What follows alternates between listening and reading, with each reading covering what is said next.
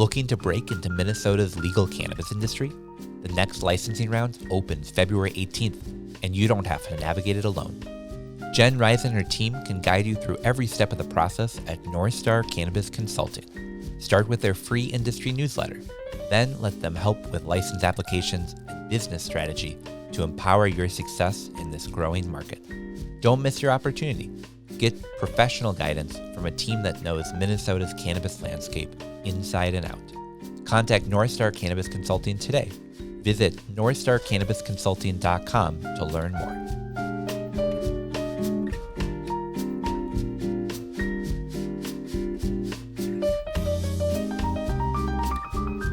Keeping track of your grow doesn't have to be a hassle.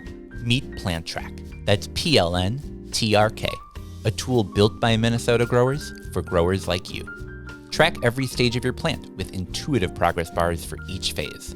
Stay on top of your grow with text reminders for watering, feeding, and photos. And when it's time to log data, it couldn't be easier. Just scan a QR code or tap an NFC tag to instantly access your plant's details and updates. You can even log your interactions for one or all your plants in just seconds.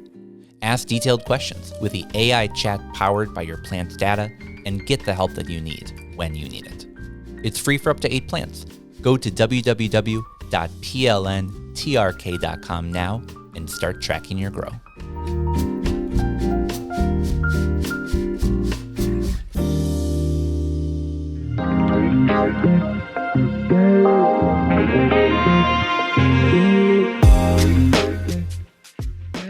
Hello. Welcome to another episode of Northern Lights. I'm your host, Tanner, joined today by Steve and Jordan. Hey there, guys. How's it going?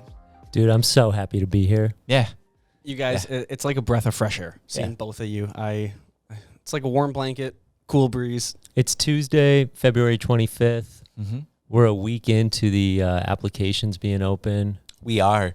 But man, you gave me a panic attack for a minute because I was sitting here and I was like, it's Tuesday. I was like, no, it's not. It's Friday. No, when people are listening to this, you're right. It is Tuesday. Yeah. Thank you for doing that. Where are we? Well, actually, let's take a quick break, and then we're going to jump to a conversation that, Steve, you had with Jen just a few minutes ago, talking through the application process. We think it's really important. We're going to put it right at the front. We're going to be back with our regular episode right after that, but first, let's jump to that. We'll be right back.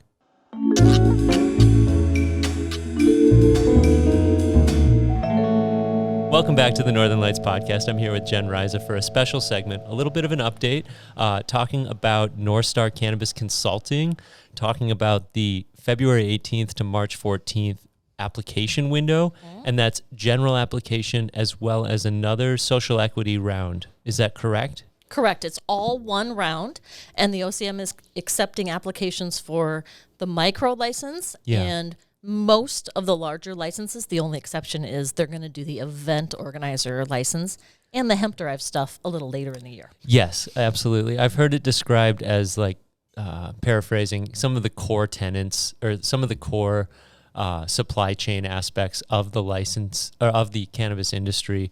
As an event producer, I understand that the events come after we have good supply chain and retail and things like that. So I can understand why the OCM is waiting on event licenses, because some of the licenses do come with the ability to put on events. For example, like the micro license, you could have an event at your store, for example. So not to talk about me, let's talk about you. Yeah. But I do understand why they haven't rolled out all of the licenses yet. Some people are asking, are you applying for a license? Well, I'm personally not applying for a license yet. Sure. But everybody who is thinking that they would like to be a licensed retailer or grower or manufacturer in Minnesota should be paying attention right now. Yes. Because the deadline for all of those license types is going to be March 14th. And we do not anticipate that there will be another licensing round this year, probably. Okay. Oh, wow. Based on what we're seeing from OCM. That's right. They want to give like a 12 to 15-month runway to allow some of these applications and these businesses to get a footing in the market, right? So I've heard that they're not looking to change some of the aspects until maybe next year.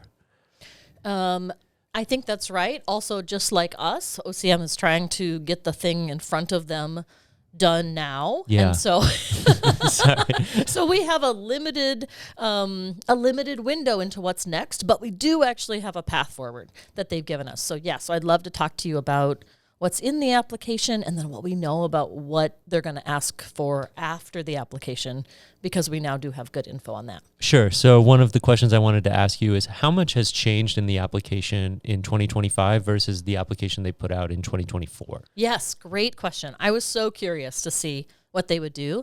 And in fact, the form of application that's due March 14th is almost exactly the same as the form of application that they had us do last summer. Sure. And so as a person who helps people fill out applications, that's a relief to me because I know what OCM has already accepted as answers to that application. Yeah. And the places where people got tripped up or were confused. Some of the OCM is also looking for that, and they've got sort of new, on the margins improvements in how they ask questions and some frequently asked questions, so forth, responding to places that people were confused or made common errors. But in any case, it's basically exactly the same. Yeah. So are you expecting less surprises on the grading side of this compared to all the challenges and all the surprises that we're seeing? For example, like 2 out of 3 applications were denied. Tell me a little bit about where your gut feeling is as far as how you're helping people through this application process. And do you expect to see any curveballs or any hiccups or trip ups? Because I feel like a lot has been brought to light in the last 3 to 4 months. For sure. I think my best advice to individuals working on the application is that OCM is really looking for completeness in the applications, answering every question, filling in every field, and being careful if a question asks for 3 different parts, that you have all 3 parts in there, stuff like that. Sure. Also, Microsoft Word versus Google Docs, perhaps, maybe using, the Excel versions of these documents might be of assistance. Or yes, and maybe I would use Microsoft Excel for that cap table, and I would go ahead and upgrade to Adobe Acrobat Pro. Yes. For all those fillable PDFs. Okay. It's annoying. Yeah. But that $20 a month for Pro is going to help not change their documents on the back end in a way that messes up OCM's review. Sure. And with regards to your approach at North Star Cannabis Consulting, how do you help someone who is an aspirational entrepreneur become a professional license application? How do you help them go from, in a sense, you are helping them get to that professional status, that level of licensed within the state of Minnesota. So what are some of the unique abilities that you bring to the application process and how you help guide your clients through a successful journey? That's a great question. I think one of the pieces is we need to make sure to put in a strong application that does all the things that it needs to do. But we also need to be building the foundations for a compliant and successful business. Okay. The application is largely describing the business that we would build if we got the license. Yes. Okay? You do not need to have a property in order to apply. That was true last time. It's also true this time. And indeed, you do not need to have done capital raising or financial planning in order to put in a good enough application. Mm-hmm. So in some ways, that's tremendous for these aspirational entrepreneurs who do not have money and do not have a property identified. That's good, Sure. okay? But the other half of the work that I'm doing is helping people go ahead and start building those businesses. Yeah. Because and let me getting through the add application on to process that. is just part of the puzzle. Right? Compliant businesses. Yes, That is successful and compliant businesses. That's what I'm trying to do. Absolutely. And it's a hard reality for us, some of us, to swallow, is that we're not in 2025, in February of 2025, and the months after, as folks watch this interview, this industry is moving towards a compliant industry, and they're not going to have a lot of allowance for non-compliant activity as it relates to the adult use recreational market. And I think that's a hard pill to swallow for some folks, but it is the reality that we are facing. It is. That's right. And sometimes people get annoyed when I try to help them understand what OCM is going to expect from them. And I'm like, guys, don't shoot the messenger. Don't shoot the messenger. I'm trying to help you figure out how to set this up for success in a way that you can actually implement. I can't I can't help you just avoid the very real scrutiny and compliance that OCM is going to require from us in this industry. Yeah, and sometimes, for me, you just have to think long term about the opportunities that we are potentially exploring. There's so much great opportunity ahead of us, but we can't rush. We can't move too fast. We can't put the joy in front of the work. We have to ensure that the work is done, that you can find joy in the work, but we can't just pretend like we can get away with all these things, because more and more this industry is coming online and it's coming above ground. Mm-hmm. How would you describe your process in helping get clients started? Like, where do you typically like to start? Are you an in-person, remote? How are you helping with the application process? Like, do they hand it off to you full stop, or what are the different ways that folks can hire you, for example? Yes. So my hope from the beginning has always been to help a lot of people which is why I started the newsletter. And I am proud to say that we are just about to pass 1,000 subscribers. Nice. On the North Star Cannabis newsletter. And that's running on Beehive. Folks can look for it on North Star Cannabis Consulting. Yes. It's front and center on my website, northstarcannabisconsulting.com, as well as many other places. Uh-huh. And that newsletter really was designed to help everybody keep up with the unfolding dates and requirements as we build this industry and as we get it rolled out. So that's one way that I'm helping people for free. Sure. Right.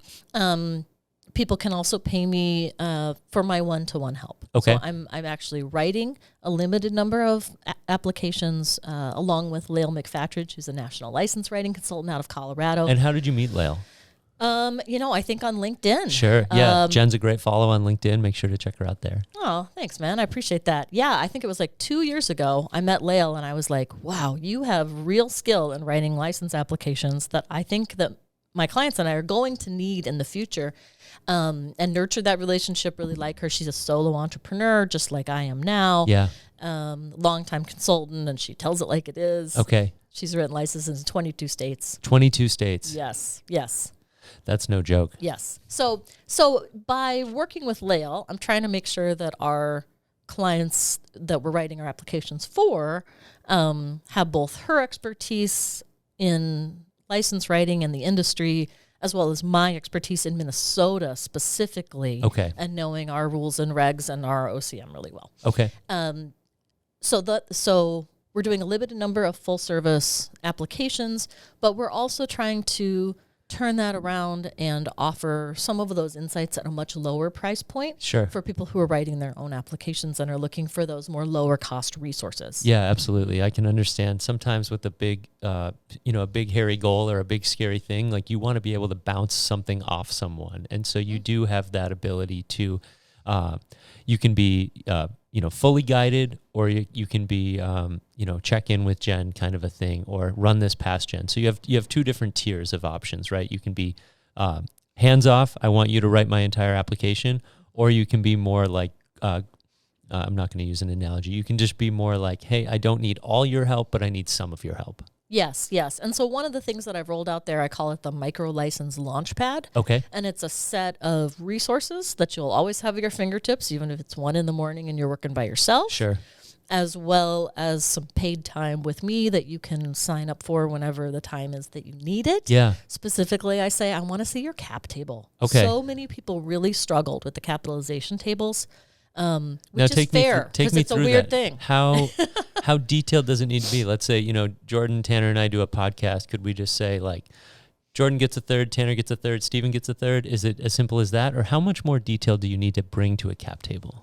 Well, okay, so there's cap tables in general, but there's also the cap table that the Office of Cannabis Management wants for this application, and that's the one that is especially complicated. Okay. The regular cap table is fairly complicated, but what you just described is maybe enough. Right? Starting point. Yes, but there's more that OCM wants in this cap table. Okay. And part of the more that they want is they want you to list every person who constitutes a true party of interest. True party of interest. Under our Minnesota rules in the cap table. Even if they own 0% equity, their name is supposed to be there according to OCM. Give me an example of how someone would show up with 0% equity as a true party of interest. Yes.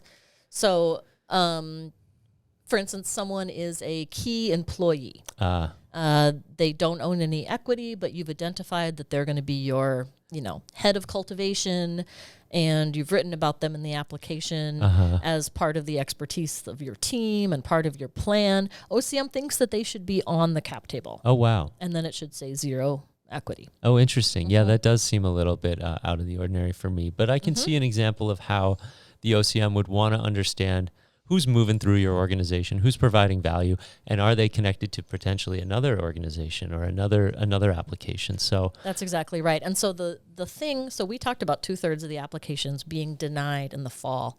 The other thing that we should really be keeping our eye on is OCM is very holding to their guns about the importance of this true party of interest stuff. Yeah. They do not want to see people playing games okay, with having multiple applications that they're not allowed to have at the same time, yeah, with overlapping ownership that doesn't work within the rules. And I was really I think they're going to disappointed. kick those applications Yeah. out if they think people are playing those kind of games. I won't name names, but I was really disappointed that there was somebody with like 95 applications or something like that coming out of Iowa and Washington State. And just like the OCM made it very clear ahead of time that they did not want to see that. They were not going to allow that through. And for that to come through and for some folks to raise a stink and be like, whoa, it's like, well, come on. Like, this isn't the time to try to sneak things past the OCM, if any time is, Yes. But I do think that our industry, people have done so in other states, Sure. and that was the way that they got through in other states. Yeah. And so it's sort of like, oh, well, obviously, That's a great call out. So comparing Minnesota to the national industry or the trends within the states that have legalized adult use legalization, I'm sure you've spoken to some people outside of Minnesota that are interested in this market. How do you describe what's going on in Minnesota compared to maybe what an out-of-state perspective might look like? Yes. We have a law and an OCM that is trying to support a diversified market with many different small players. Mm-hmm. And obviously, as the Northern Lights podcast and the entrepreneurs that follow us here, that's us, right? We are those small players that are trying to get started. And so we put things into our law, like the micro license being allowed to be vertically integrated, Yeah. as well as the meso, but not the bigger licenses. Okay. That makes us less attractive to the larger companies in other states. Yeah. That was by design. Right. And so now those larger companies are looking at us and saying, what? I can't be vertically integrated? And I'm like, that is correct. And they're like, what if I set up a complicated system of shell companies? And I'm like, no, I do not advise that. Okay. Right? Yeah. Okay. So No, great answer. I mean, right, point taken. And I guess my only, if the OCM is listening, if they care to pay attention to what we're doing, we are a news media company. Give us the craft products that will help support the craft industry. Mm-hmm. If you take away the products that the craft growers and processors really want to create, then you're sort of, erasing the CR in craft. It's not fully craft if we're not able to fully process and extract the plant to the highest level of concentration that folks really are looking for. Mm-hmm. Yes, and I don't mean to be an apologist for OCM. I think that some of their rules are not what we need, and yes. Sure. Sure. But I do think that to your earlier question, the design of our program is supposed to create a diversified market, and it is, and that is painful by design to have a diversified market. I see. Yeah. And then we have further headwinds as well that we could talk about. Right. Around the concept of diversity. Yeah, no doubt. I can understand that. Jen, is there anything else that you want to cover today? Because I know we've got the newsletter, we've got the open application window, we've got Lucky Leaf coming up. Let's talk a little bit about Lucky Leaf and the education that you're putting on a week from today. But when this comes out, it'll be this Friday. Oh, man. Yeah. Okay. So Lucky Leaf is a national conference. Yes. It's coming back to Minnesota. I know some people checked it out last year. It's going to be a lot of out-of-state brands. Yeah. But they're in part coming to talk to us. They're very interested in what's going on here. Absolutely. So there'll be an expo and speakers, many of whom are national, but not all. No, good amount of like Clemon Dabney is going to be speaking on Thursday. Good. I'm glad to hear that. They did reach out at the very end, albeit, but they did reach out to the local market to try to fill some space. Yes. And I will be presenting on that Thursday as well. So that Thursday is what they call the crash course. Yeah. And so it's in advance of the expo. It's focused sessions about being a cannabis entrepreneur to help people scale up fast. A one-day crash course. Hey, get up to speed. And there's really some great people that are involved, like Mark Waller, Ali Piscatelli. Yes. Tell us a little bit about what you'll be speaking about. Yeah, so I am on a panel with Mark and Ali, and we're going to be talking about licensing and regulation and compliance in Minnesota, helping people understand that complicated stuff. Yeah. So they know Licensing, what to do. regulation. Yeah, 10 years of accounting, 10 years of taxes. So there's some stuff you really got to pay attention to if you want to get into this industry. And I highly recommend speaking to Jen, Mark, and all of the ancillary professionals that will be there on Thursday. Yes, I think it's going to be a great crash course, and then I'm excited about the happy hour that you guys are throwing on Friday night. I'll be there as well. Great. At Modest Brewing. Modest Brewing, great partner of ours. Yeah, appreciate it. One other thing that, so you said, what else do I want to mention? One other thing that's on my plate right now is that the people who got rejected in the earlier social equity round because of incomplete applications or fails in various ways, are starting to get those notices from OCM that they can fix those applications. Okay. And so I'm helping them do that as well. Within this window, this current window. I know. Wow. I'm having a totally crazy 3 weeks, Steve. I just, it's all happening at the same time. Everything? And yes. All at once? All at once. Let's do it. That's nuts. So I have a friend, you have a friend. So this person who I'm thinking of, their application was denied in the fall of last year. They may have gotten an email from the OCM saying you can repair this application essentially, and you can submit it by March 14th. And then is there another lottery coming then following this, depending on license type or? Oh, okay. Let me break that back down. Okay. Yeah. So, okay, let's make up a pretend person. Let's call him Eric because there are a lot of Erics. Sure. In this, okay. So if Eric submitted an application in the social equity round that was originally due in August, and then got one of those fail notices from OCM in November. Yes. Said, for instance, the cap table failed. Uh-huh. Okay. Then Eric has gotten or is about to get an email from OCM saying you can you hear some more information about why your cap table failed. Okay. And you have a certain amount of time to submit a corrected cap table in this manner. That's nice. And they're giving 14 calendar days. Yeah. So the deadline that I saw first was March 4th. But I think they might be sending out the emails on a rolling basis, so it's 14 calendar days. Plus 14, yeah. Yes.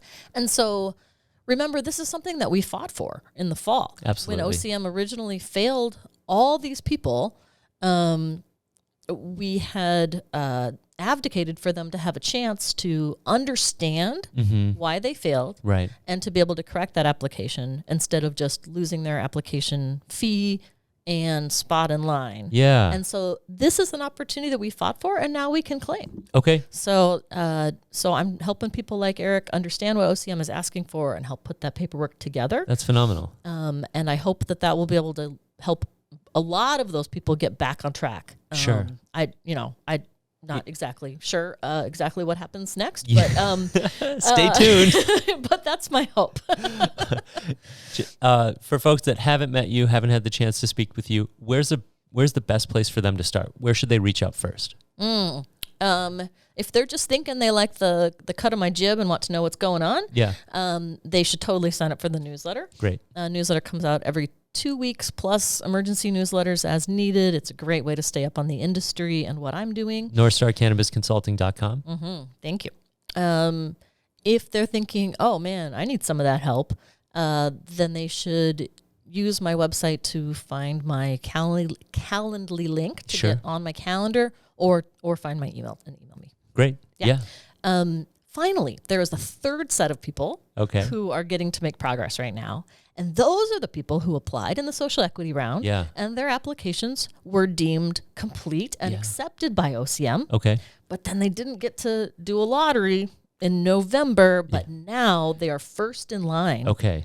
to open. I'm glad you touched on that because I am curious about those 211 micro licenses or those 648 general applications that were passed through. Exactly. Yes. And a few of those people I think did ask for their money back or whatever, but most of them are still in line, and especially the micros are first in line. And I have that they are starting to get letters from OCM that they can move on to the next step. Okay. And so that's really exciting.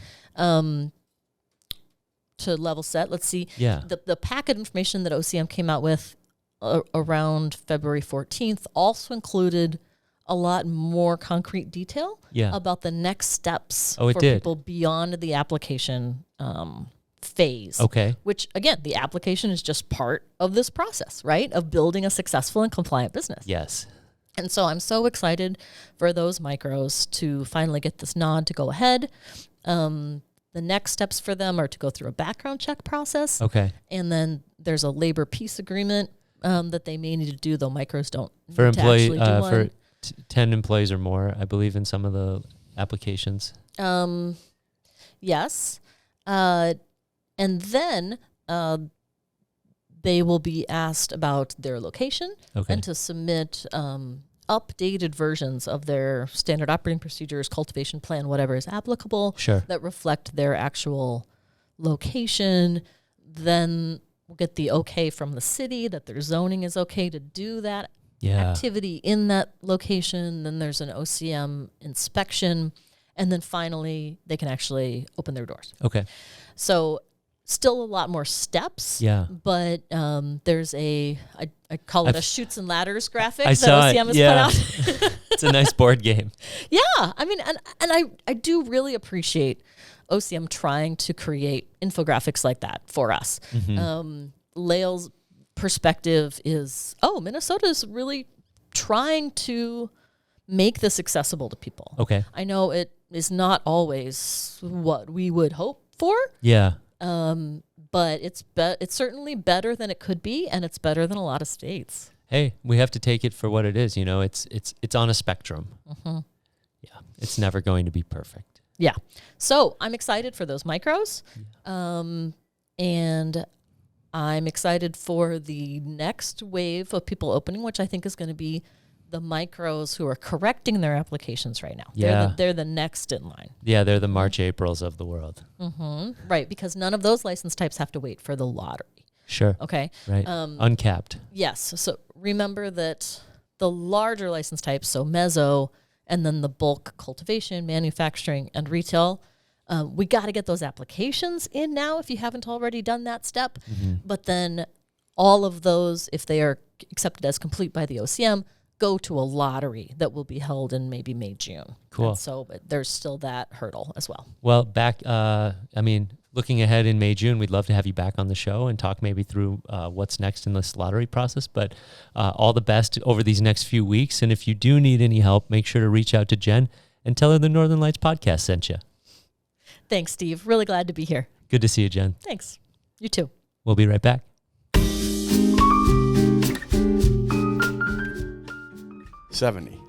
Did you know that 70% of businesses fail in the first 10 years? And the number one reason they fail is because they run out of cash. Hi, I'm Dave Woodbeck. I'm the managing partner of Dope CFO. At Dope CFO, we help cannabis business owners beat the odds by providing financial leadership. Yes, we handle bookkeeping, accounting, and taxes, just like any accountant. But as one CEO recently told me, the last thing I need is another accountant. I need a partner who can help me achieve financial success. So take the first step towards financial success.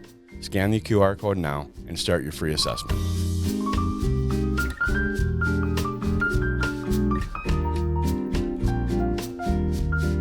Attention Northern Lights listeners.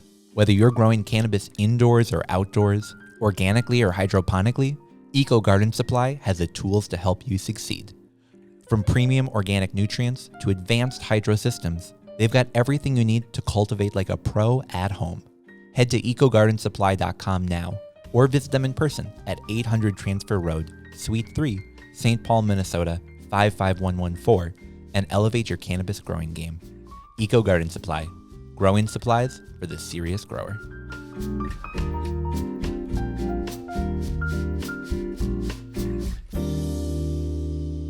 Great conversation, Steve. Thanks for sitting down with Jen. It's always helpful to hear from her, especially during this license period where, I was talking to Marcus earlier. It's cool having applications open for licenses that hopefully will be given out to people in weeks. Yeah. Months. 3 weeks until the application window closes. Thank you to Jen Riza for coming from North Star Cannabis Consulting. She told me to give you a hug. Oh, man. I know. I'm so bummed that I missed her.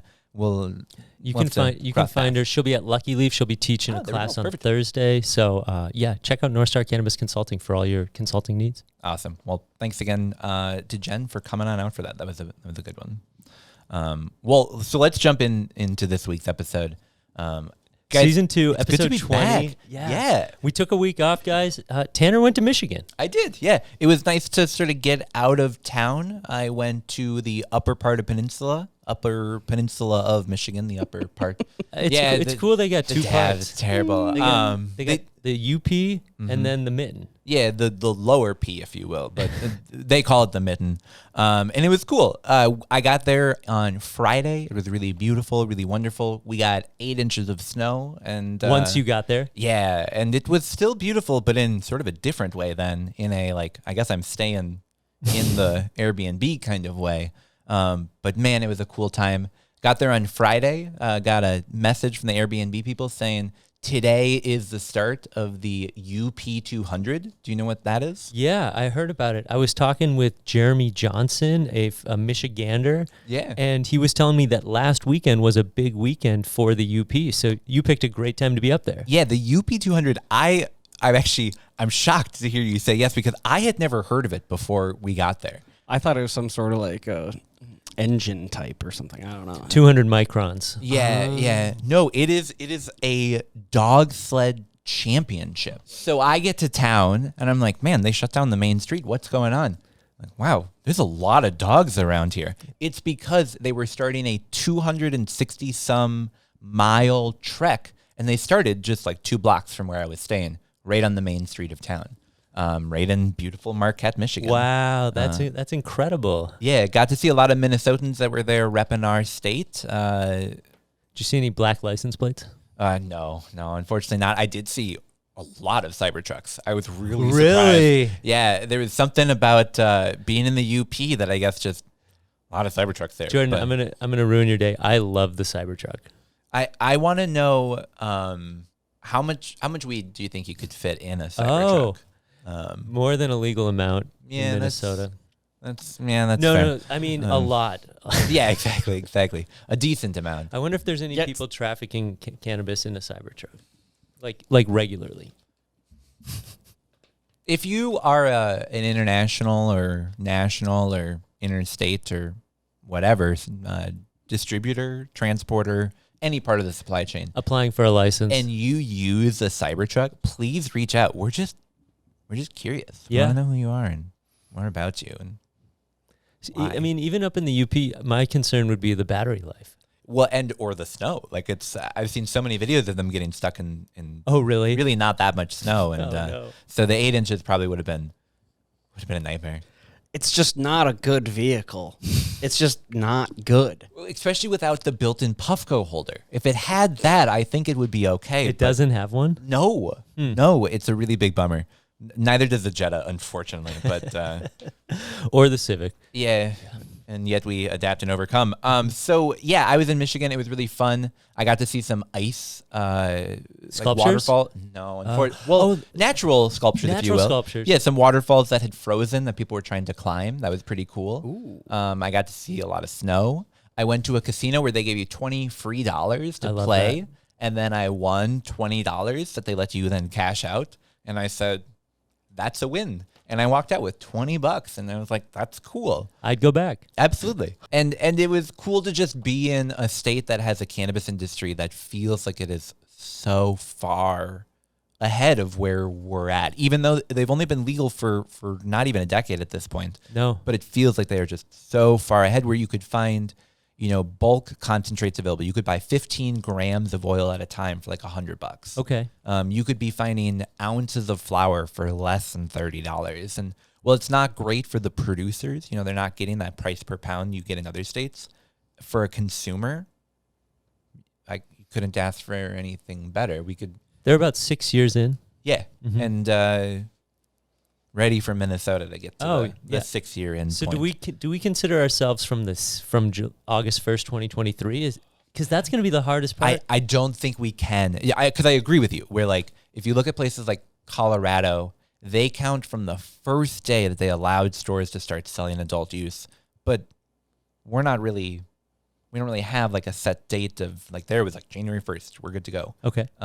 Here it's going to be like whenever the rules roll out and then people get the licenses and then they have enough product to have on their shelves. And also the tribes are opening probably in just like a couple of weeks. So does that count? And like, Yeah. I agree with you. I think our start date is going to be a little less clear. Right. And really, I think that's if you boil it down and you concentrate on one thing, I think that's the issue. Yeah. There were a couple shops. There was one called Weed World that it was like a weed arcade that you could go and play different video games.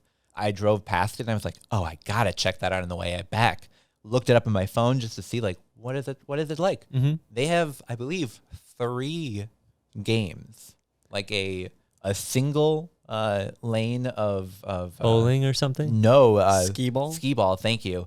And then like 2 arcade games. What else do you do there? You buy weed at their counter. I can see the allure, but like I was real excited, and then I was not excited. So unfortunately, I didn't get a chance to check that one out. But Where did you stop? Did you stop in Ironwood? so I stopped in a town called Marquette. Okay. It is right along the lake. It's a really cutesy, feels almost like a resort town, but middle of nowhere. You drive 15 minutes in either direction, and there's really not a ton. So it was a nice way to sort of check out and just enjoy a relaxing weekend. Wow, that's beautiful. If you recall, I went out of town the week before they opened up licenses the first time. That's when I was up north and we were talking on the phone, and I was like, I knew I had to get out of town before everything. I forgot that they opened in August. Yeah. So that clearly didn't work that time around. We were Jordan and I were dabbling, and I think that was right around the time you were. Yeah. Yep. Okay. And so now I decided, licenses opened. I gotta get out of town for a couple days. So good to be back. Especially because we had a busy week. We've got a bunch of news we're going to be talking about today. Some that Jen helped us to cover a little bit earlier. Some that we're going to be digging into for the first time here. We got an interview with Clem coming up a little bit later that our friend Marcus did. That was super fun to have him stop in the studio and do that. Doc Dabbs and Marcus Harkis. Oh yeah, we've got our high note at the end. It's an action-packed episode, so it's good to be back. I am just so overworked right now. Well, I can't offer you much in these trying times, but I can offer you a game. I love a game. okay. All right. I'd take a game. All right. So, we as we've talked about a lot, I drove back from Michigan, and there are some times. A lot of time to think. Yeah, a lot of time to think. There are some really cool towns that you drive through, and then some really other towns that you drive through. And I just saw so many shops that I looked at, and I went, "What kind of store is that?" And I went, "Oh, that's a dispensary. Why did they name a dispensary that?" And then there were others that I went, "Oh, look at that cute dispensary," and then I went, "Oh, that's not a dispensary." That's a daycare center. Yeah, What? yeah, and it got me. My daycare thinking. center just closed, so please tread lightly. Oh, on we've got a daycare. couple that we can suggest. They're just Open in maybe January, 4 hours away. But, closing in March. oh, dude. Perhaps the industry more difficult to be successful in than the cannabis one. industry is the daycare industry. Yeah, truly. Craft daycare. Coming to you soon, Northern Lights Daycare. Artisanal childcare. There we go. Craft. Organic, living soil. So you've introduced this a little bit, but I'm still not sure how to play. Yeah, so we're going to play a game that we call Michican or Michicant. So let's play a game. You're going to be given the name of a business, and you have to figure out, this is a business that you can find either in the Upper Peninsula or on your way to the Upper Peninsula of Michigan. Your job is to decide, is this a place where you Michican or Michicant buy cannabis? Okay. All right. I get it. I'm with it. All right, so if I said, for example, Rise Dispensary, you guys would say you Michigan, because I would say you Michigan find cannabis. at Yeah. Rise. Yeah. Yeah, maybe. MSO. All right, let's jump in. Here's our first one. The business's name is LSD. Ellis, like Ellis Island, and D. This is a real shop you can find really on the drive to Michigan. Is that a place where you Michigan or Michicant buy weed? LSD. I'm going to say you can't find cannabis at LSD. So LSD is a shop in Iron River, Michigan, one of the towns that is a border town to Wisconsin. Very well known as a place to go get cannabis from, but unfortunately, you can't get weed here. This is a smoke shop clearly designed to try to get those people in. It's like, oh, come buy cannabis here. We've got lots of fun stuff. Come to LSD. And you can go there and find tobacco products and hemp-derived edibles. I'm curious to know what their selection of hemp-derived edibles is. Well, coming to a future episode of Northern Lights. We'll be back. Yeah, we're going to go on the road and check out LSD and be probably disappointed. Probably a vast collection of Grateful Dead posters. Yeah, you definitely could. So I guess we wouldn't be that disappointed necessarily. Right. I mean, it's not total loss. Yeah. Let's play first to 3, win by 2. Oh, all right. All right. Here we go. House rules. Next one, MJ's Wayside. MJ's Wayside, a shop that you can find. Can you get cannabis at MJ's Wayside? How do they spell it? Literally M and J apostrophe S. Yeah, I'm going to say you Michigan find weed there. Michigan. So unfortunately, MJ's Wayside is a gas station in Vilas County, Wisconsin. So you can't buy weed there unless it's THCA flower. You probably could get that there, but alas, I just drove past it. How did he find that? He just drove past it. Yeah, this is all things that I actually really drove past on my drive. All right, next one is called Northern Lakes. I was really excited. I was like, oh, Northern Lakes. And then I was like, oh, Northern Lakes. Northern Lakes, is this the name of a dispensary or is this the name of some other business? It just sounds like some like privately owned insurance company. Michigan. I was thinking can because it sounds so innocent. Mm-hmm. Michigan. I don't fully agree with my own answer. Michigan. Final answer. So, unfortunately, Northern Lakes is just a Baptist church that you drive past in Vilas County, Wisconsin. Not too far from MJ's Wayside. Probably more likely to get cannabis at MJ's Wayside than the Baptist church, but who knows? They're cool. I'm so bad at this. Steve's up 2-0. So Steve's up 2-0. Man, all right, here we go. We're moving it forward. Next one is called Embrace. Embrace. I'll tell you, this actually is in Michigan. I tricked you with a couple Wisconsin shops. From here on out, it's going to be Michigan businesses. Almost got us with Rise, too. Yeah. It's not fair because last time you didn't say Baptist church, so now I'm just guessing that there's more to the story on some of these, Embrace Community Church. Right. I will tell you, it's not a church. It's not a church. And it's not a daycare center. I can't promise that. I'm sorry. Embrace. And spelled like the word embrace? Yeah, it is spelled with an E and a B. See, now Tanner's getting smarter with his game design. And I've sped him up, so he went to level 5. I'm going to say Michigan. Michigan. Well, you Michigan because this is a salon. Wow. Right when I think I had you. Right when I think I knew you, Tanner. I didn't list a single place that you can buy weed from. We had a couple others. Northern Lights is a church you can go to in Rhinelander, Wisconsin. Organic, spelled ORGANIQUE. I was like, that's definitely a dispensary. That's actually a salon in Wisconsin run by Aveda. And then the one that I was going to end with is Crazy Joe's Natural Products. Also not a dispensary.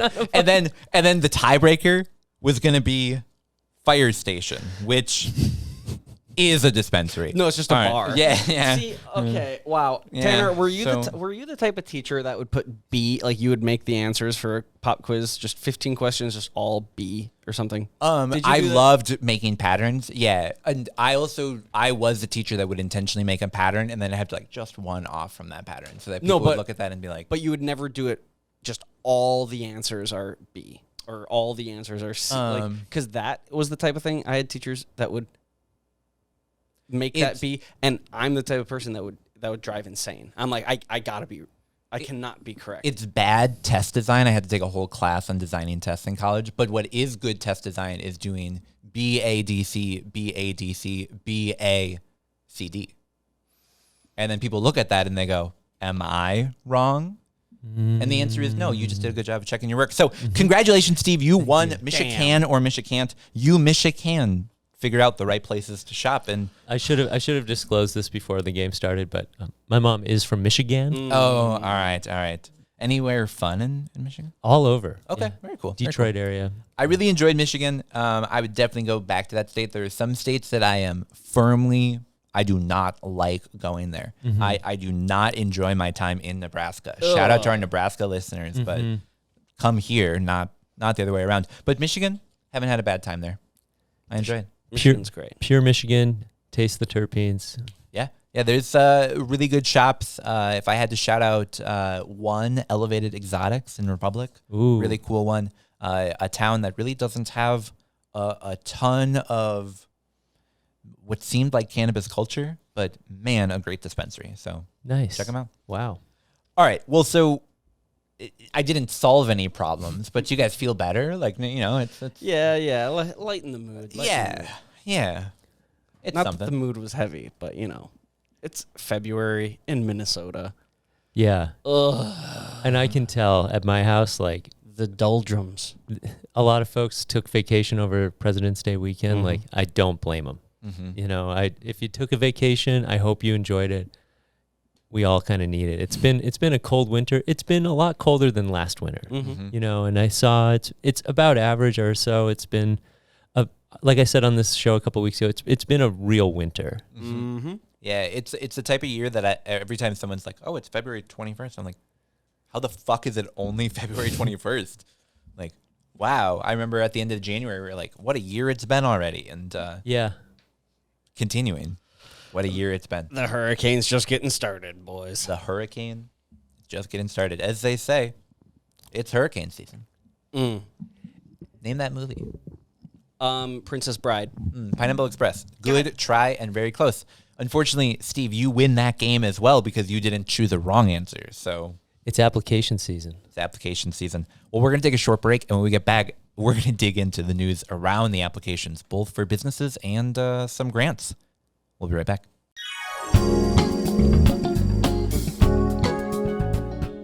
Ever felt like running a cannabis business means running in circles just to get basic banking? Union Bank and Trust gets it.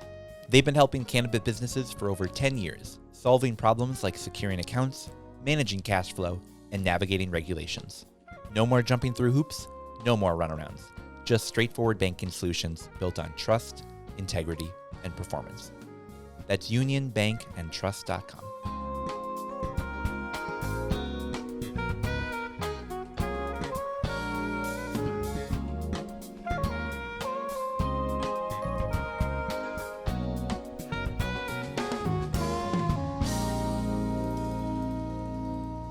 And we're back. This was a busy week for Minnesota. We got a lot of news out of OCM. Clearly, they've got a bunch of different divisions doing a bunch of different stuff, and that news bulletin on their website was busy.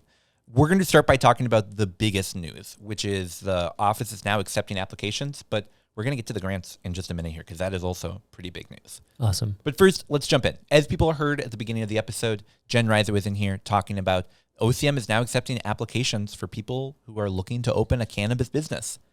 Again, it's very exciting. Yeah.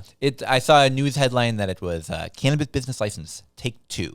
And it really is the second attempt, but it really is, I think, one step closer towards those doors actually opening. Is this opening the doors of businesses? No, but it is a required step to get there. Mm-hmm. And it's exciting to see them continue to follow along the timeline they set for themselves back in early January. And you're not going to see this one coming. Mm-hmm. But if we are led to believe that there will be as many cannabis retail shops as there are McDonald's in Minnesota, then it is only right that we have lots of applicants, right? We want a very diverse, unique in the sense of not a lot of large majorities, but a lot of small minorities. Yeah. Operating McDonald's across Minnesota. And, it scares me to some degree to see the risk that these entrepreneurs will take. However, there are lots of liquor stores around Minnesota that are owned by small town operators. Totally. Yep. And I don't see why Minnesota wouldn't eventually find a way to respect cannabis shops in the same way that they respect liquor stores. Yeah, totally. Small businesses now just applied to an industry that's been operating, just not legally. But yeah, it's cool to see those applications really starting to open up, and now us being able to see what the applications look like gives us a better picture on what people need to do so they can really get those doors starting to open. Sure. Yeah, I mean, I think exciting for the people, especially that applied for that micro business and every other uncapped category during that social equity pre-approval round, because they all got emails, as people have been posting online, showing that they're moving forward with the process. It's now beginning that background check, getting, if they need, labor peace agreement, getting that in place, and getting them ready to start a business. So 210 of our closest compadres. I saw Bridget from Grounded Gardens, an old friend of mine, post on Facebook that she has moved forward with getting her micro business license. I remember going out there, seeing her hemp farm, really talking about what this industry could look like back in 2021, and now 2025. Yeah. Finally happening. Wow. I really hope the best for the micro license, and I really hope they back off on some of the compliance required around metric, taxes, these things that, and some of it's already been determined, but give these people a chance to succeed. Let them try to be farmers. We need a third crop in Minnesota. We need cannabis. Allow it to be grown. Yeah. Let's go. Yeah, absolutely. So I think it will be interesting to watch over the next couple of weeks as these businesses start going to their local governments and saying, I'm ready to move forward. Are you ready for me? Sure. Especially because we know that some of these municipalities, it's going to be a rush to that finish line. It's going to be how quickly can you get one of those 4 or 3 or in some communities 1 local approval before you got to go over a county, or you got to go find a new town, or you have to go somewhere that isn't your dream spot. Yeah. And I think for a lot of people, this email was a really positive step forward that, maybe when the rubber hits the road, isn't exactly going to land it. I did see a nice board game. Did you see the board game PDF that the OCM printed out? I'm sure you did. Yeah. I'm glad that they're making resources for people, showing how long that process is. And while I wish they had come out 6 months ago, I'm glad that they're here now. I'm glad that people have those resources. They did an open house night where people could go and ask questions, and in person, and virtually, right? But still allowing people to submit questions ahead of time and hopefully get some answers with the very clear caveat of this is not legal advice. This is just general question answers. That's nice. You can find those on OCM's website, so go check those out on their YouTube page. It's fun to have government agencies with a YouTube page. Hey, some of them have an X page now. Yeah. And yet they haven't followed us yet. Social media team of OCM, what you doing? We know you watch the episode. Come on. We're buddies. We gave you one. We can, a little quid pro quo here. Yeah. But in a good way, not in a bad government. We're not applying for a license. No, definitely not. License to kill. Yeah.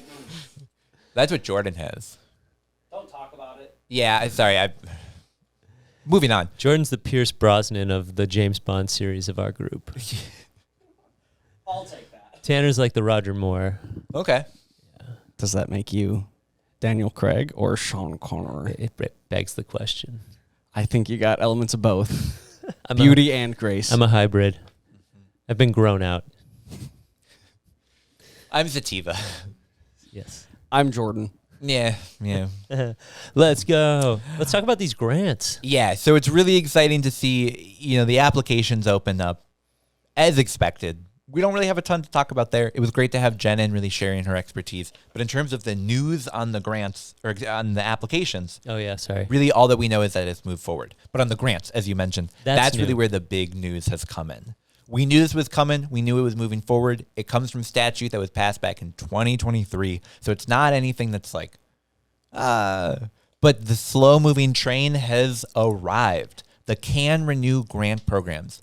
To me, one of the most exciting parts of how our legalization was passed was the millions of dollars set aside to allow people to just invest in community. It can be used for building parks, community centers, anything that is not revenue generating. This money is available for, as long as you're in a community that was disproportionately impacted by the war on drugs. So the funds of the industry, some of them, go to restoring areas where communities that face significant challenges under prohibition. So it goes to kind of repair the land, repair the soil, repair the community? Yeah, Jess Hansen, longtime friend of the show, referred to this as the closest that we have gotten in Minnesota to real-life reparations.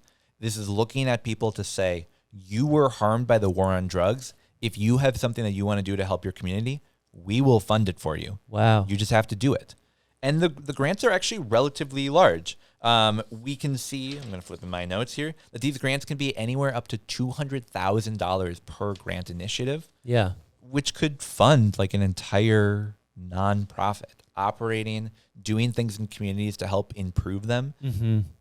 It's cool that this passed. It doesn't go and to was implemented. It doesn't go to like a business, right? It doesn't go to revenue generating activity. Is that what you said? So it actually can go to a private business. It's just the money can't be used for a revenue generating project. Revenue generating. But let's say you're Dabbler Depot, you're wanting to build something in the back part there that will really positively impact the community.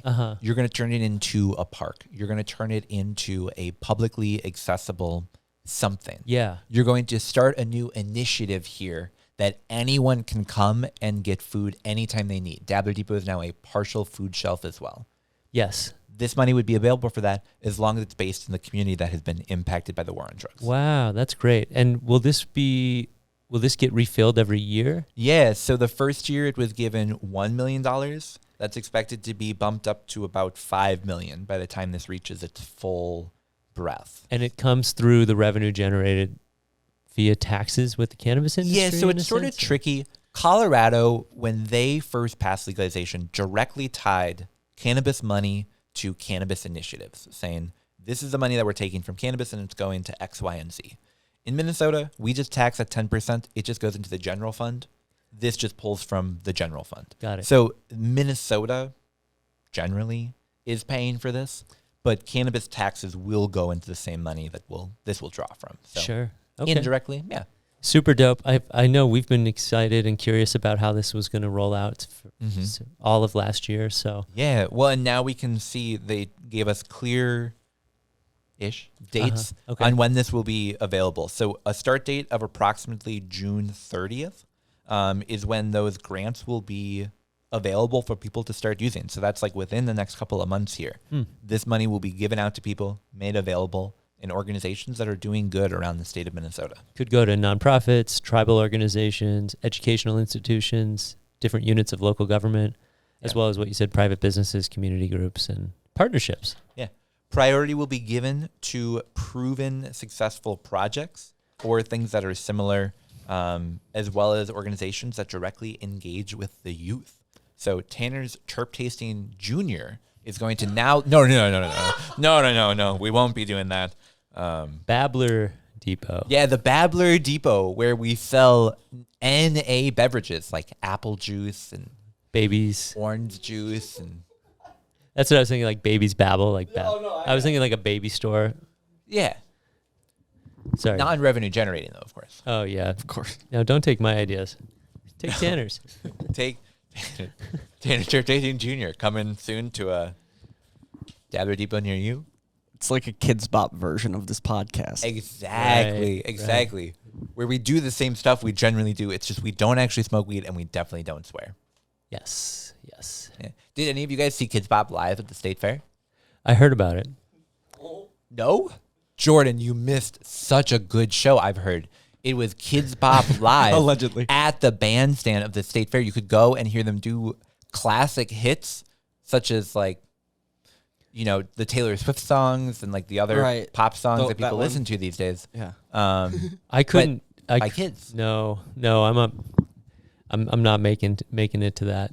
See, I feel like it's like the same situation. Like if you're at a park and you have kids with you, it's awesome. But like if you're at a park and you don't have kids with you, let's put this person on a list. It's a good point. I'm not going to be at the Kids Bop. I don't have kids. I'm not. Unless I'm working on a Can Renew grant and I'm improving the park. Yeah. Sure. Then I may be there without You're kids. there building the little station where everyone can do their dabs.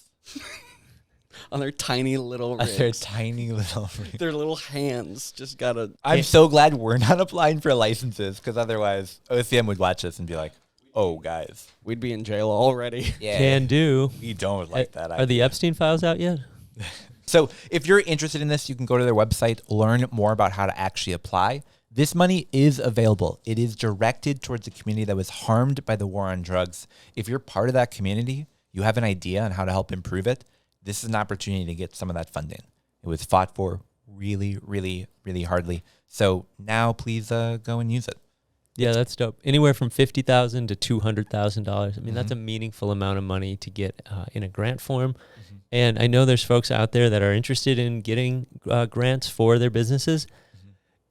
From what I know, you cannot rely on a $50,000 grant or a $200,000 grant to help fund your business.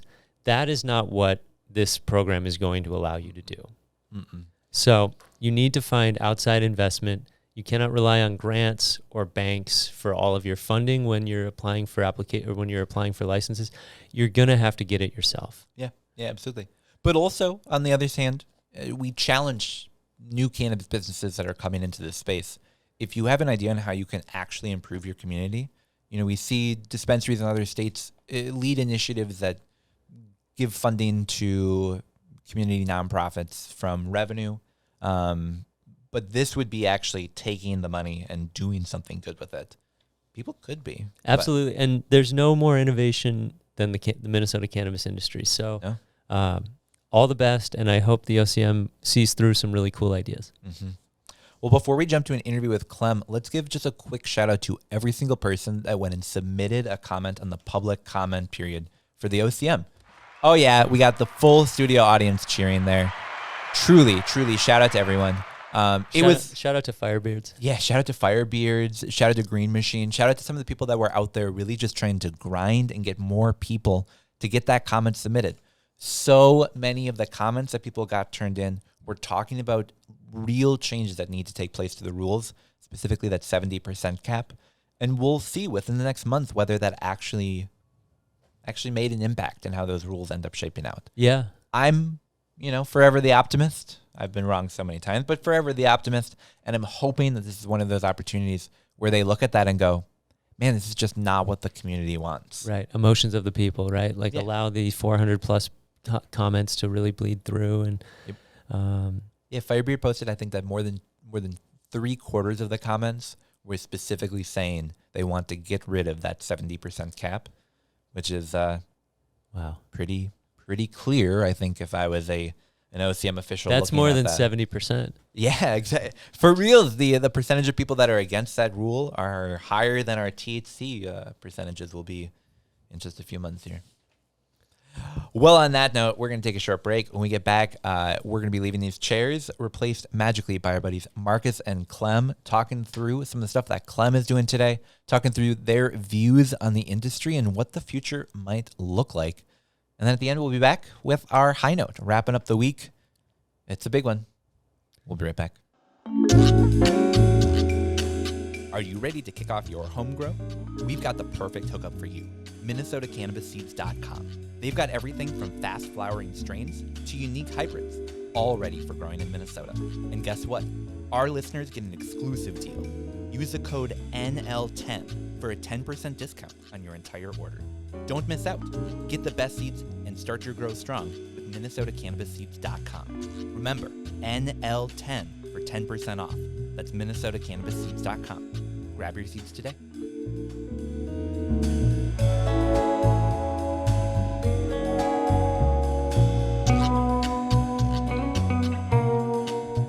And we're back. We're sitting here today with Casey of Natural Harvest. How's it going, man? Hey, Tanner. Thanks for having me back. Super happy to have you back in the studio. It is a new month, so we are here to talk about the seed of the month for February. Awesome. Yeah, thanks for having me. This month, candy theme for the Valentine's month. We're doing Skittles Auto. Oh, a classic. Cool. Yeah, exciting, good for the washing. And so we're excited to bring that in the auto variety. Awesome. Well, sometimes the cultivars that we talk about here, you sort of have to give people the background on it. I feel like Skittles is a name that people know. You don't really have to say, but let's talk about it. I mean, what kind of terps can people expect with that? Sure. Yeah. I mean, definitely like that, sweet flavor profile. Yeah. So that candiness, making it, I see now, the perfect for Valentine's Day. Exactly. Right. Wonderful. God, Skittles has just been such a cool cultivar scene, really take over the cannabis scene. I heard for a while it was the gentleman's rule that if you're competing in cups, you're not allowed to do Skittles crosses, but that rule appears to have been gone because every single cup from 2024 that was a pretty major one around the country had some sort of Skittles cross that won or was in the top 3 every single time. Yeah, ever since it hit the market, it's been like one thing after another. It's great. Yeah, it's a knockout. Now, so for people who maybe this is the first time that they're hearing about the seed box, hearing about Natural Harvest, tell us a little bit more about how people can get these seeds and what is this seed box? Yeah, so every month we do a seed drop.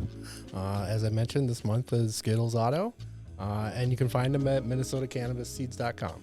Very cool. Awesome. So people can expect to get a different seed in the mail basically every month? Yeah, absolutely. Every month we come out with something new. So, a little bit of something for everybody. That's really cool. Awesome. And then just one more thing before we go, because we get a ton of questions from people who are really new to growing, who might not know the difference between an auto and a regular seed. We've talked about it on the show before, but if this is your first time tuning in, can you just tell people what makes the Skittles Auto in auto? What does that mean? Sure. So a lot of people like autos. It's a little bit easier. It takes a step out of the equation. You don't have to set a light timer to figure out, your 12-12 to make sure that everything goes into flower with a normal photo period. And typically cultivars are mixed with ruderalis. Okay. And that kind of, gives it that like independence of the light cycle change. Very cool. So this sounds like a plant that even if you're a new beginner to growing, maybe this is like your first time looking to grow plants indoors, you could get the seed box. You could have it delivered to your home. You could take those seeds and you could start growing cannabis like today, or I guess with the mail tomorrow. Yeah, it might take a couple days, but yeah, absolutely. You can get started right away. That's really, really cool. So just for people who maybe didn't catch it earlier, they're wanting to go and buy these seeds. They're looking forward to that February Skittles Auto. Where would you send them to go get that seed? MinnesotaCannabisSeeds.com. Awesome. And then for people that are looking to buy other seeds on your website, I heard there's a rumor there might be a discount code that listeners of this show could go and use. Is that NL10? Is that real? Absolutely. Anybody who uses the code NL10 will get 10% off their purchase. Cool. So maybe you're going to buy that seed box. You're looking to pick up a couple extra seeds on the side. Use that NL10 discount to get a discount on those seeds. Absolutely. Awesome. Well, Casey, thanks for coming in. Thanks for another fun month of putting out seeds. I'm excited to be able to compare Skittles at the end of the month and see how our plants are doing. Awesome. Thanks, Tanner. Yeah, thanks so much. We'll be right back.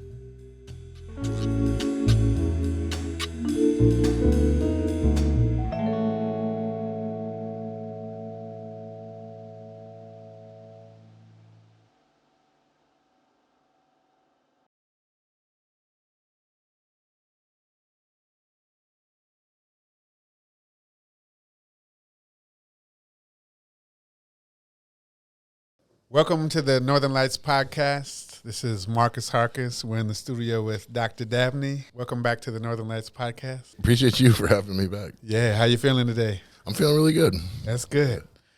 Now, this week marks the opening of the OCM's license application window.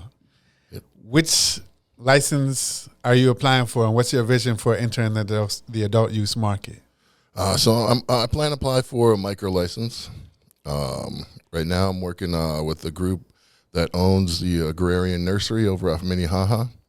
I think we're planning to do like a nursery dispensary out of there, and I'll keep my manufacturing facility and continue doing the edibles there, and hopefully get a farm and do a little grow space and kind of like build my own warehouse or something for some indoor production. Are you excited? This is a long time coming. I'm excited. I'm hoping they don't get sued again, and this time is the time. What is it now? Almost 3 years in, and or since legalization. So yeah, I'm very excited to take Dr. Dabs to the next step. Nice. Well, last month the OCM released its proposed rules for the Minnesota cannabis industry, and they received hundreds of public comments, including yours. Yep. What are your thoughts on these rules, and what feedback did you provide them? I thought the rules were, not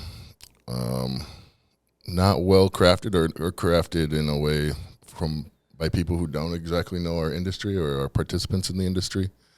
I think the clearest big one that people knew was problematic was that 70% cap on concentrates.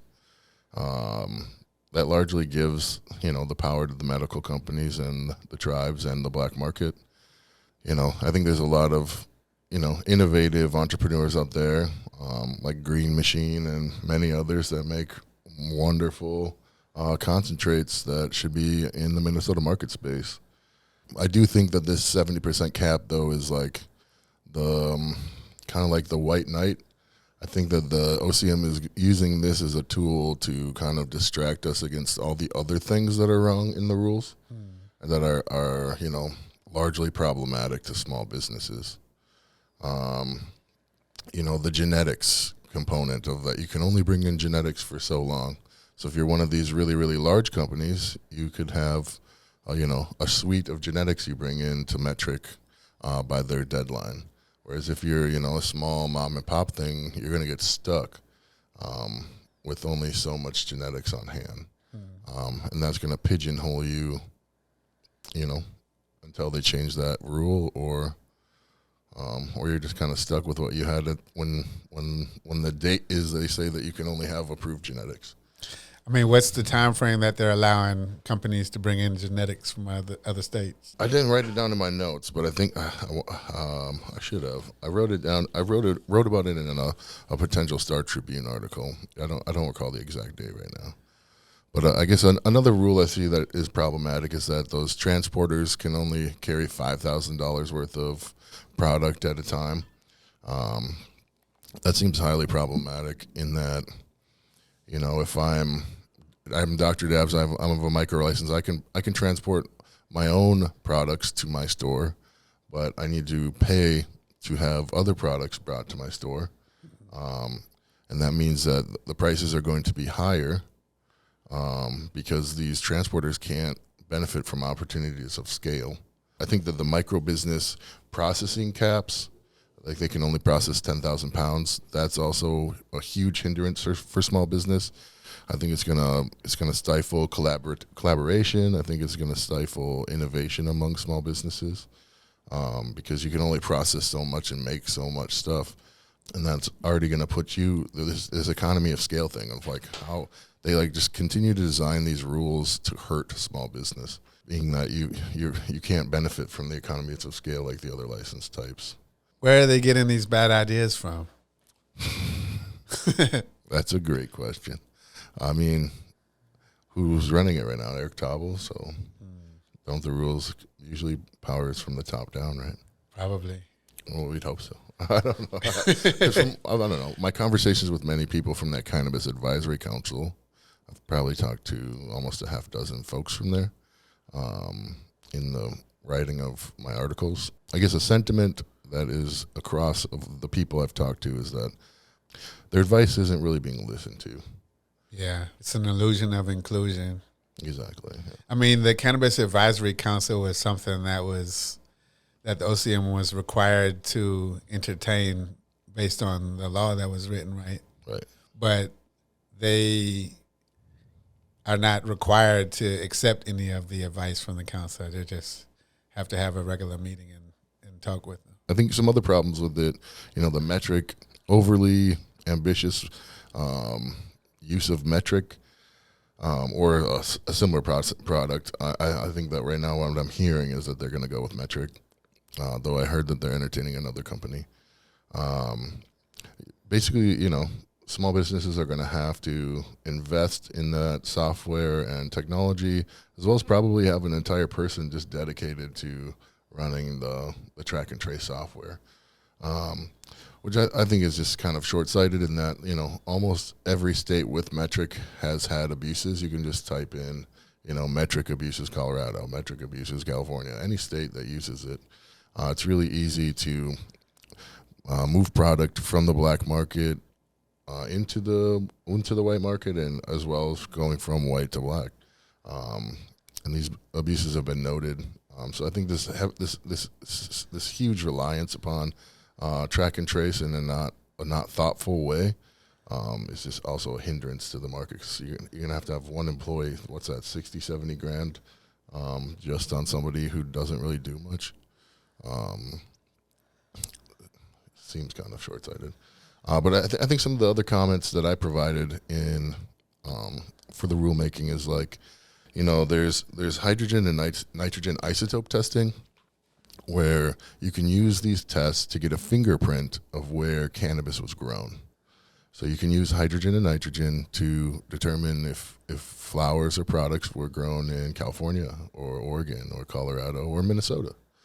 And I think that if they were to do that at the dispensary level, just like randomly test products, just to confirm that they are grown in Minnesota and made in Minnesota, I think that that's a big step for helping small business, because it confirms that we're competing against each other and not out-of-state black market cheaper products. I think another thing is that water activity and moisture content is often abused in most states. So like, you see some tests with cannabis flower at 40% THC or upper 30s. It's like, that's impossible. Like literally impossible. What they're doing is they're manipulating they're lab shopping, and then they'll dry a sample down, they'll heat off all the terps, get all the moisture out of there, and then they'll send, because the percent THC is a percent by dry weight. So if you're making the plant matter as dry as you can and only leaving the cannabinoids there, your test sample is then higher than what it actually is in the store, because you're not going to sell that flour that's easily turned into dust in the store. You're selling something that's more wet there, and our system doesn't even have this water activity moisture content testing requirement. So it's like in the store, because as a grower, you're going to want to maximize your yield. So if your flower has more moisture in it, you're getting more bang for your buck. You have more yield than a drier sample. Because the products are sold by weight. By weight. So and that becomes a consumer health problem, because in a lot of these states where this is abused, this flower molds, and if you're immunocompromised, that could be a huge issue for you. So I think that there's like really small little things that could be tweaked in these rules that make our system more robust and safe for the consumer, and as well as safer for business. I mean, do you think that the OCM is going to read through these hundreds of public comments that they solicited and actually change some of the proposed rules? I really hope they do. I think they'll change that 70% cap so it looks like they're doing something for us. But I think that they have somebody lobbying them and telling them that some of these rules aren't built for small business; they're built for large business. And I think if they make some tactful changes, they can support this craft industry that I think the bill had intentions to. And the only way we can really have a true craft, small business dominant market is if the smallest businesses are able to compete and survive and thrive, right? Exactly. Well, let's hope that the OCM will heed the good advice that was provided by so many Minnesotans. Now, you've been contributing to the Minnesota Star Tribune for 6 months now. And for those who don't know, the Star Tribune is the biggest daily print paper in Minnesota. In one of your recent articles, you critique the OCM's leadership for lacking expertise in like cannabis plant science and industry practices. How was that piece received by readers and stakeholders? It was received really well.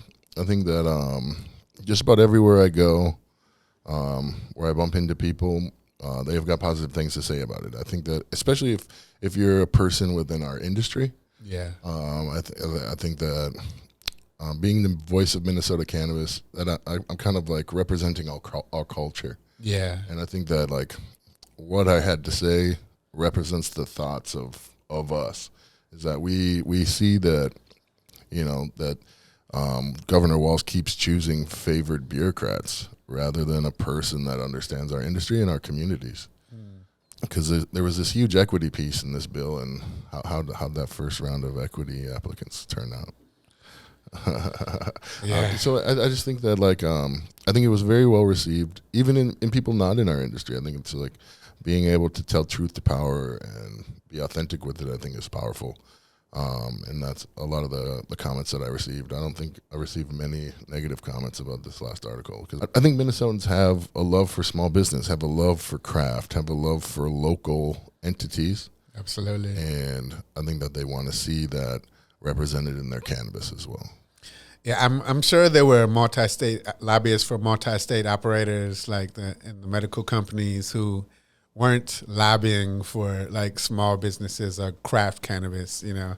But the majority of advocates that I saw and heard were emphatic. And even the legislators who were leading on this, even though they may have compromised with MSOs and some of the law, the overwhelming emphasis was on creating an equitable craft industry. So if we don't get that, it's going to be a huge failure of the Minnesota market.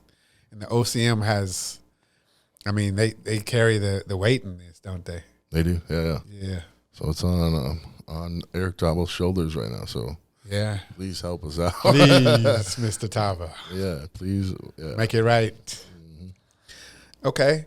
Now, I understand that you're wrapping up a scientific paper. Can you tell us about its focus and the findings? Yeah, so I'm going to submit a paper to the Theoretical and Applied Genetics Journal. So, like, you know, I graduated with a PhD, almost 3 years ago now? Yeah. So, like, I think that's part of, you know, the academic process is, like, sometimes these papers take forever. They're going through almost an incountable number of iterations. You're sending it to everybody, all the authors per comment. You'll send it off to the journal.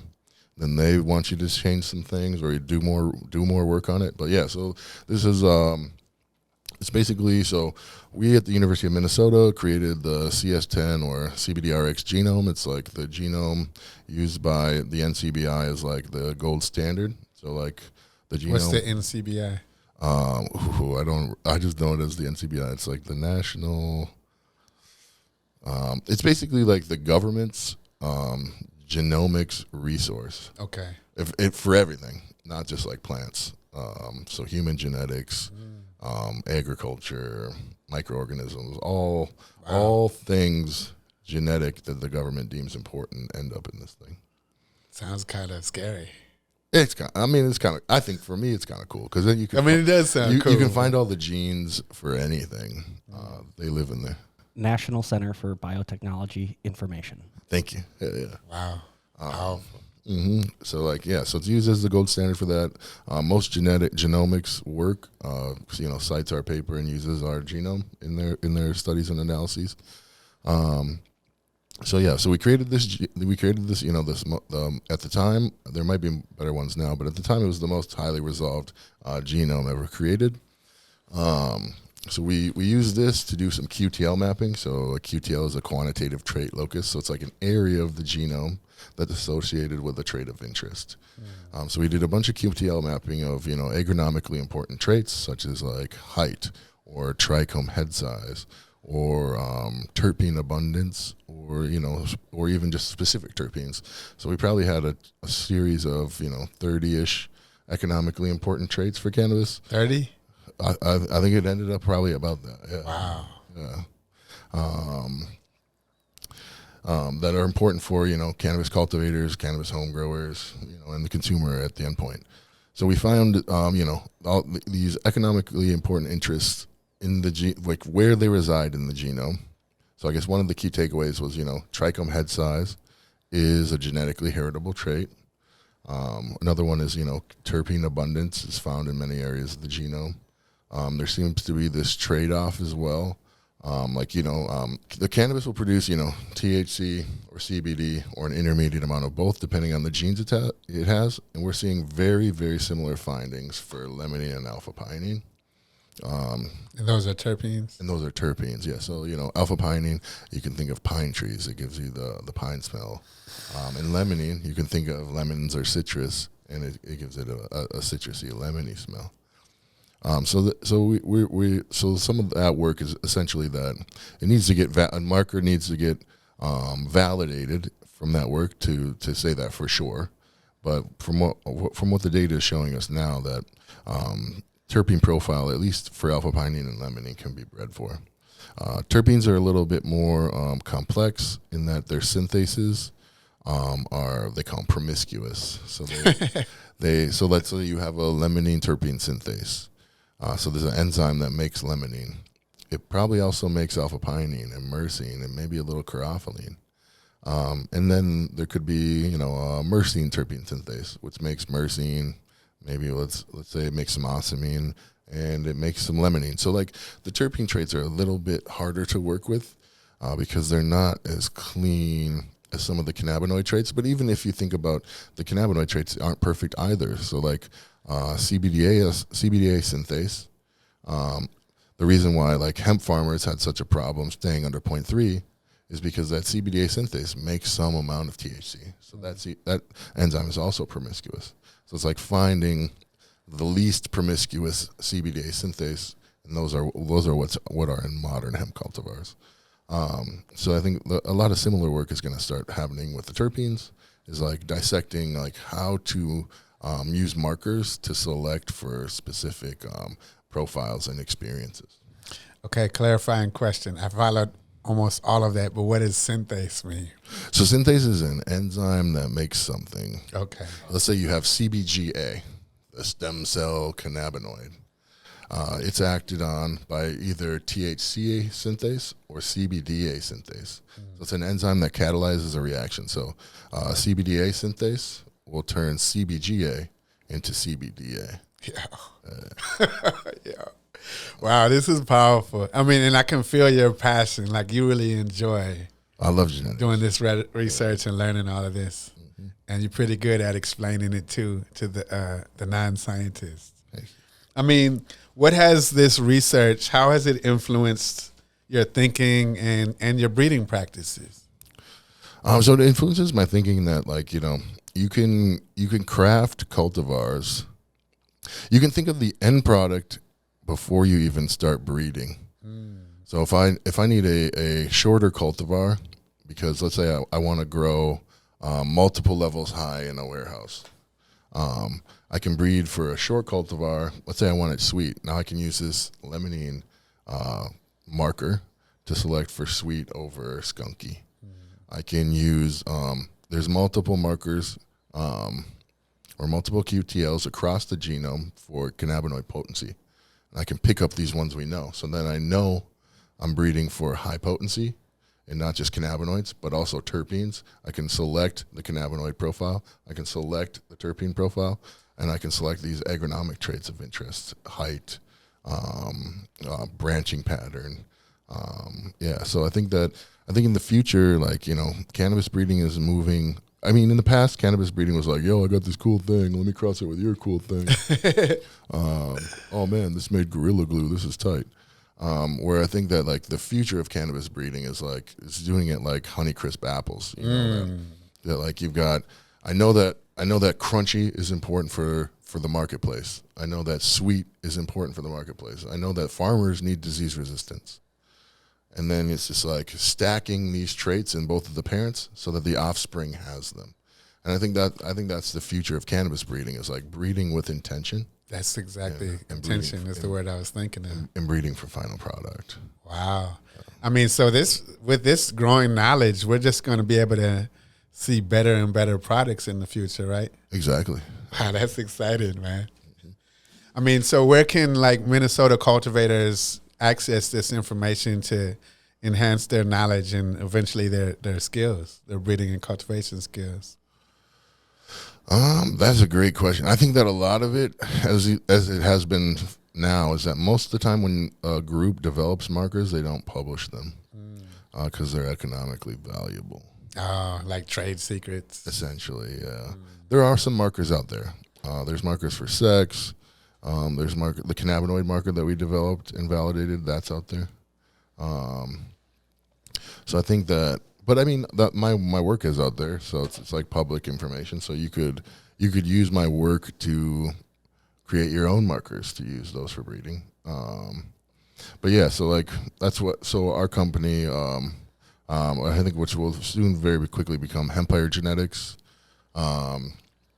We've been using markers to breed with since we started the company, A&D Genetics and Hempire Genetics.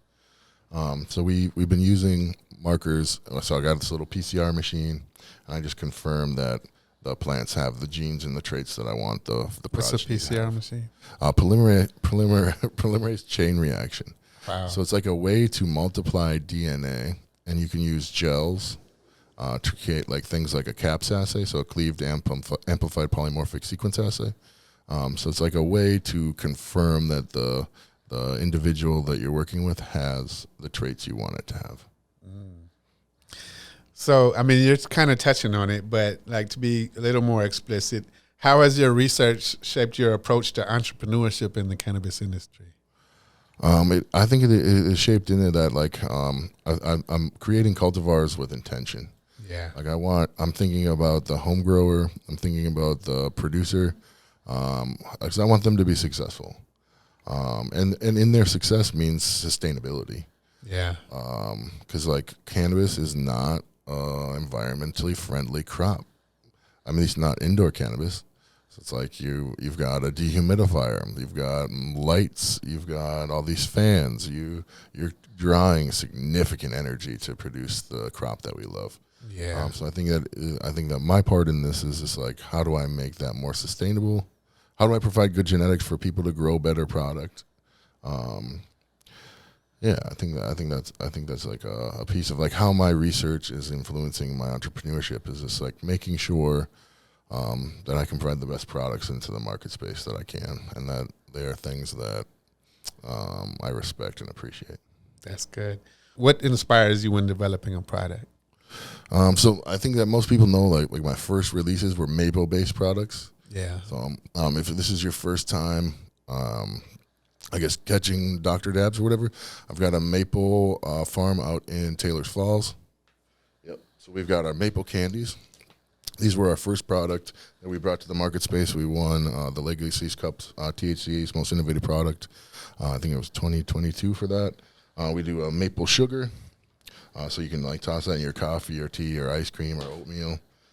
We also, I don't have it up here, but we do maple syrup packets, and we have our maple soda. So I'm very passionate about maple flavor, just because that's what my experience is in, and I guess I like making products that I like. Yeah. I think that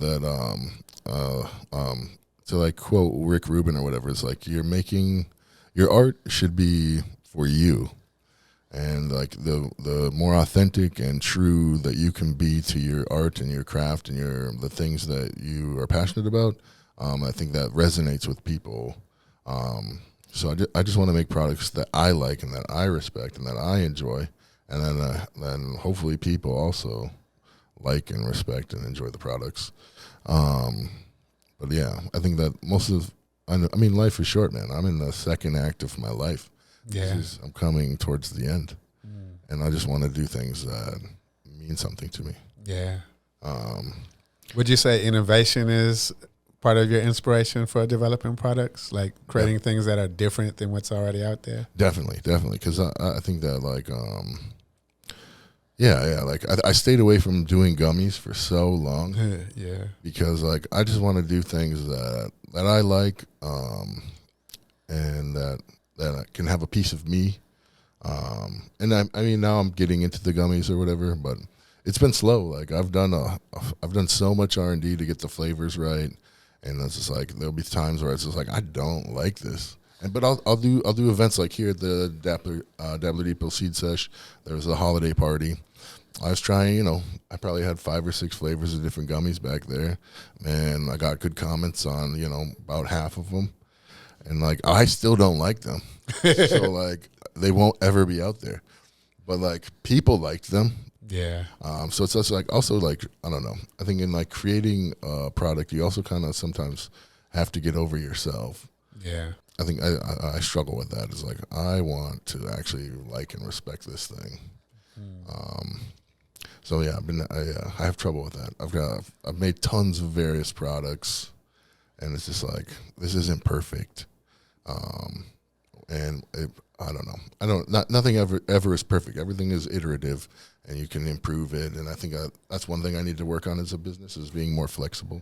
Yeah. Especially when I get good feedback from the public of like, yo, this is mom.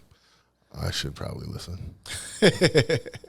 I mean, do you see a lot of innovation from other product manufacturers in the market? A little bit. I think that the market is largely dominated on gummies and drinks. Yeah. And I think that savory market space is so untapped. Like you've got, who's really doing it? I mean, I make the seasonings that kind of enters in the savory space. And you got Granny's pretzels. But outside of that, like kettle corn is like wide open. Granola. There's so many options. And I think there's a consumer base for who wants to eat corn syrup and sugar and some like cancer causing colors and flake flavors. Not me. I think the market space is there, and they're a trickier product. It's super easy to buy a depositor or flood and scrape some gummies. Like that, making some gummies, it's not hard. So I think that like for someone willing to take risk, I think there's large space there. So how does creating a product under the Dr. Dabs brand differ from producing a white label good for other companies? I think that when I make stuff for me, I can work on something for years before I think it's ready to get out there. Whereas like when I work on a product for somebody else, there's a timeline. They want to get to market. So like I'll have to move a lot faster. And sometimes they're like, hey, I got this barbecue sauce and I got this hot sauce. Can you just package it for me? That's easy. Sometimes they're like, hey, these are the flavors I want. I want some terpenes added into these, and can you make this work? And sometimes that's a little more challenging. So it's like, I want an apple pie that has sativa terps in it. That may be more challenging to get right, and that requires a lot of work to like do a lot with a little.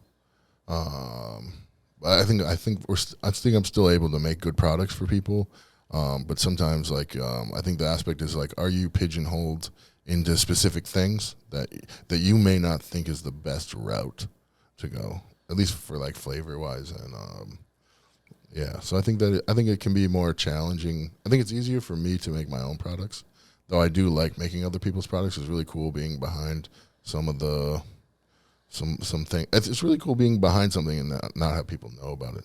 It's like like Prince writing for Alanis Morissette. Like you don't have to know it's Prince for that song to be awesome. Yeah. So it's like it's cool like having my fingerprint all over the industry, because like I probably have worked on a half dozen brands products, and people will never know. Nice. That must feel good. It feels cool. A little mystery. Yeah. It's like you can see you could be out somewhere and seeing somebody consuming something you made. You're like, oh. Yeah, add some depth to the CV. Now, I heard you recently left Retro Bakery. What was that experience like, and how's it informed your journey? Yeah, so I recently left Retro Bakery in the beginning of February. I think it was good. I gotta be Willy Wonka in the chocolate factory. Like literally, I got to create so many different products for so many different people. You know, Jesse Ventura products. So I created a whole gummy line with the help of Aaron Morrison at Retro Bakery. I created their shop program. I gave them the ability to make real chocolates because right now they just use like confectionery coating as their chocolates, and now they can actually temper real chocolate and make real chocolate bars. I'd made the sore muscle gel doja. Made that. I made a lot of products that also didn't make the market space. I made an awesome chapstick that I'm like kind of pissed that they never released because it was great. One that I might be like, hey, let me steal that. Yeah, I got a new. We did at the beginning. We made a gravy mix for Young Gravy.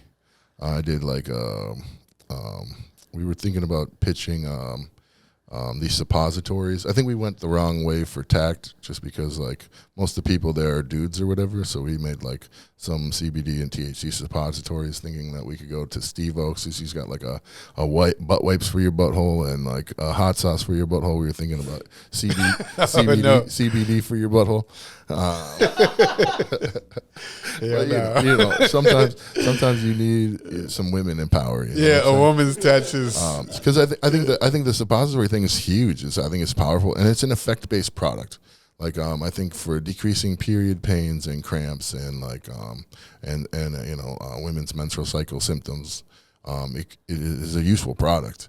I just think that like sometimes it's like a small company. You kind of like get into your biased lens of like, this is how we see this should be marketed, when it's not. That's not the way it should have been done. Yeah. So yeah, I think that I enjoyed my ability to be creative at Retro Bakery. Yeah. Now, in your view, what does ethical cannabis business look like? I think ethical cannabis business is like finding the partners that you think you can work well with, and I don't think that necessarily means that you like agree with everything they agree with. I think that like if you notice people doing bad behaviors, you need to watch. Like, are they stealing from their employees' pensions plans? Are they giving you exploitative deals? Are they not paying royalties? I think that like you need to like see those things in other people, and also like talk to people who work with these people. I think that's like incredibly important, and I think getting things on paper. Just because people are your friends, at least that they say they're your friends, doesn't mean they actually are when it comes to business. Wow. And I think that's one of the biggest things that I've learned recently. That's heavy. There's a Mike Tyson quote, and I'm gonna butcher it. It's like, everybody you fight isn't your enemy, and everybody who does stuff for you isn't your friend. And I've experienced that deeply recently. Even for like the maple soda that I put out, I wouldn't have been able to do that without John Dugas at Superior Molecular. Yeah, sometimes this life is interesting. Sometimes you may not completely sometimes you can work with people and build community with people that you weren't expecting to have your back and to be a true friend to you. Yeah, and sometimes people that you're working with who you might believe are chosen friends for a long time can gradually become completely estranged from your life. Exactly. That's what I've experienced just the past year. Yep. Now, what advice would you give to entrepreneurs or professionals seeking careers in the industry? You touched on getting everything in writing, but what kind of advice would you give to people who want to like make a real career in the industry, or who are like entrepreneurs who are going to be recruiting talent? I would say like the networking piece is probably the biggest piece that I think is most important. I think like developing your network. I think I'm gonna make like a political comment now, but I think that like of the businesses who made it through the equity piece and got their licenses accepted, most of them were out of staters. So it's like, I think that like we're coming into this time period where we need to work together. Like there may be drama, we may have beef with each other, but like it's gonna be us versus them, because it's like there's so many vibrant small businesses that and all these rules are made for large business, and those large businesses are the MSOs. Like we need to come together and work together and lobby for each other and have each other's backs, and we can still do this beef drama bullshit. But like at the end of the day, we've been here making this industry, and we may not have to like somebody to have the same interest. Right. And I think that the sooner we can recognize that we're on the same team, the better and more vibrant our market space is, and the more competitive we can be. Young people listening, possibly, who might want to get into the plant sciences, get into the genomics, get into the just kind of the more sciencey side of things. Do you have that flavor of advice for young people wanting to pursue a career in the sciences of this industry? Yeah, I would definitely reach out to George Weiblin in the College of Biological Sciences at the University of Minnesota. You got Tom Michaels in the Department of Horticulture. Those are probably the two big main players. There's another one right now doing plant pathology work. His name is escaping me. I could pull it up on my phone real quick. But yeah, I would say there's a cannabis science class now. So I do guest lecture for the cannabis science class that's hosted by the Ag department. So now there's a whole class for this cannabis science thing, and I think that it's just like following your passion and also like understanding that like not everything is going to be cannabis focused, but all of the science behind it is applicable to cannabis.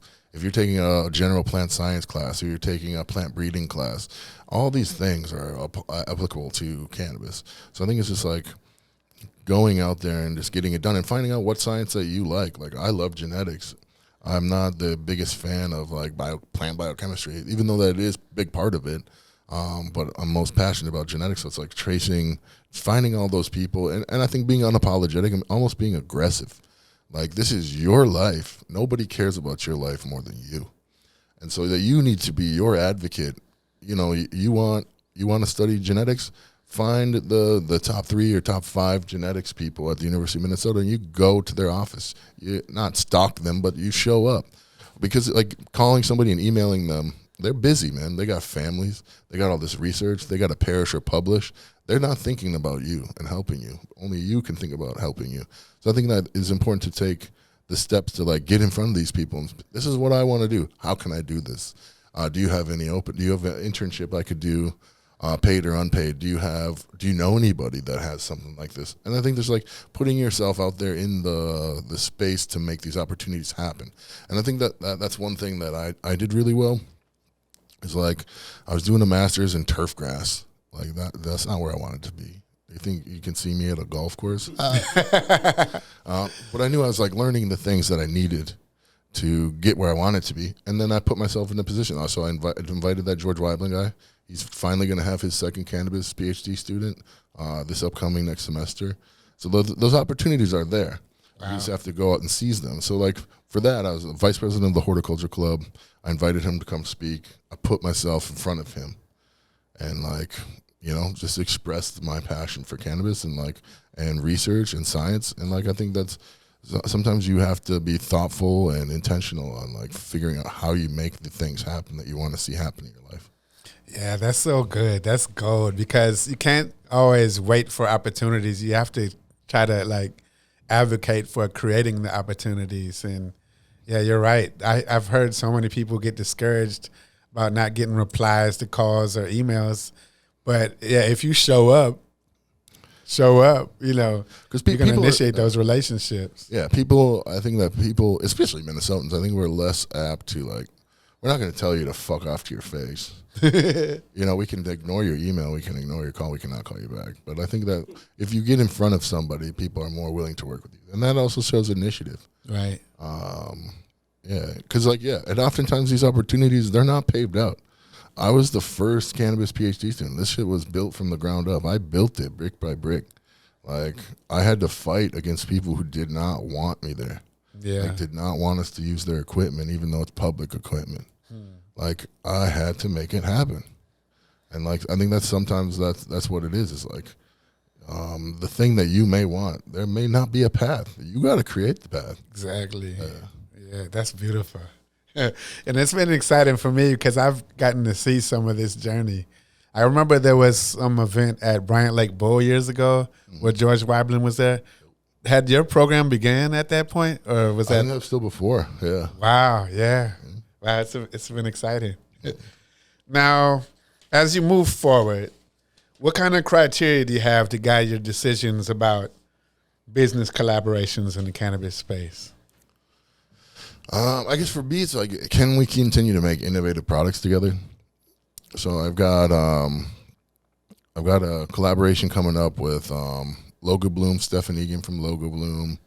We're gonna do some seed stuff. I can't yet reveal who for, but you could take a guess.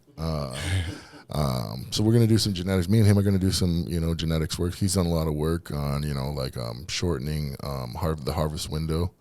I think a lot of my focus has really been on high terpenes, high cannabinoids, trichome head size and density. So I've got a lot of the pretty traits and number traits, and I think his breeding techniques are much different than mine. And I think that the ability to fan out and be a fan of somebody's work, because I grew a bunch of his stuff in the summer, and I've grown a bunch of his stuff over the years. So it's there's that mutual respect there. I know you're putting in the work. I know that you're thinking it through. And you may not think it through the way that I think about it, but you're doing it in a way that's I think that if we did it together, it'd be complementary.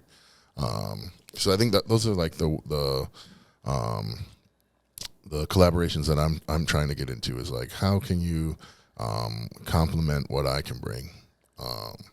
So yeah, I've got a hot chocolate powder coming out with Granny's, and I think Granny does some good work out there in terms of his branding is on point. I think he does really good with the case packaging. I think he's got a very professional appeal. And man, I'm still slapping stickers on stuff. So I think there's things that you can learn from people to make your thing better. And I think those are the collaborations I'm trying to engage in coming up here. Is just how can we both learn and benefit from each other? Yeah.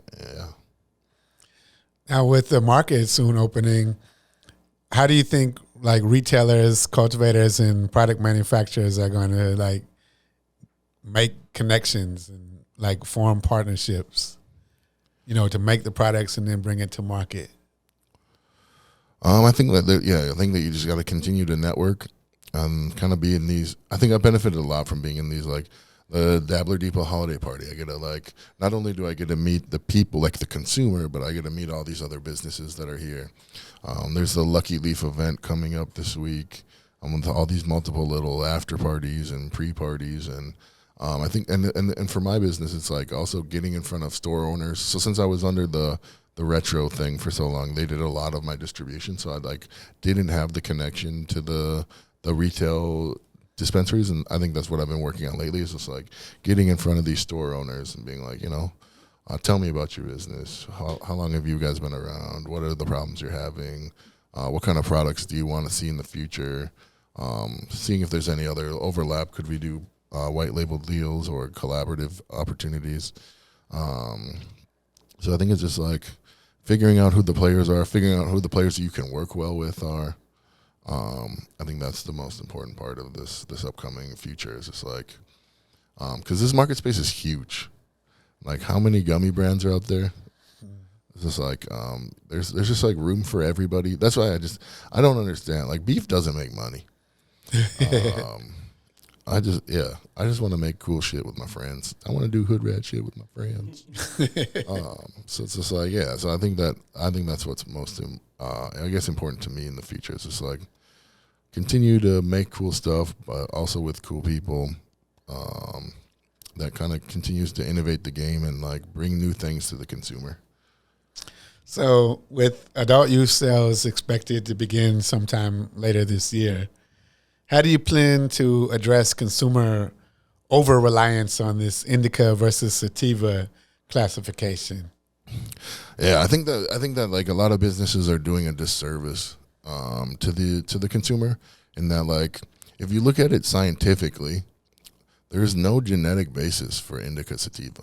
You can go to a dispensary, grab 25 indicas, go to another, grab 25 sativas, and you test them genetically. There's no grouping of indica sativa. There's like super weak correlative data that shows that, like, myrcene is associated with indicas and terpinolene with sativas. But like, more people get shot when there's higher ice cream sales. So I mean, ice cream is out there shooting people. So correlation does not mean causation. So I think for me, like, and you got these gummies. It's like they're made with distillate. It's goddamn hot dog water. And you're trying to say, oh, this one's sativa, this one's indica. It's like, you're not doing the consumer. You're actually doing the consumer a disservice, because now they're educated and not knowing what they actually want, what they actually need, and what they're looking for. And like in the science field, we don't use indica sativa. It's narrow leaf drug type, broad leaf drug type, narrow leaf hemp type, broad leaf hemp type, etc. So it's just like this thing is a colloquialism that was meant to describe effects. And I think that, like, now that I think that the industry is advancing to these terms, chemovar. So it's like a cultivar or a variety that has these specific chemicals of interest. So I think that is where we should be moving to, is like, this cultivar, we'll just name one, Tokyo Star. Tokyo Star has a bunch of myrcene, a little chlorophyllene, a bunch of alpha-pinene, low limonene.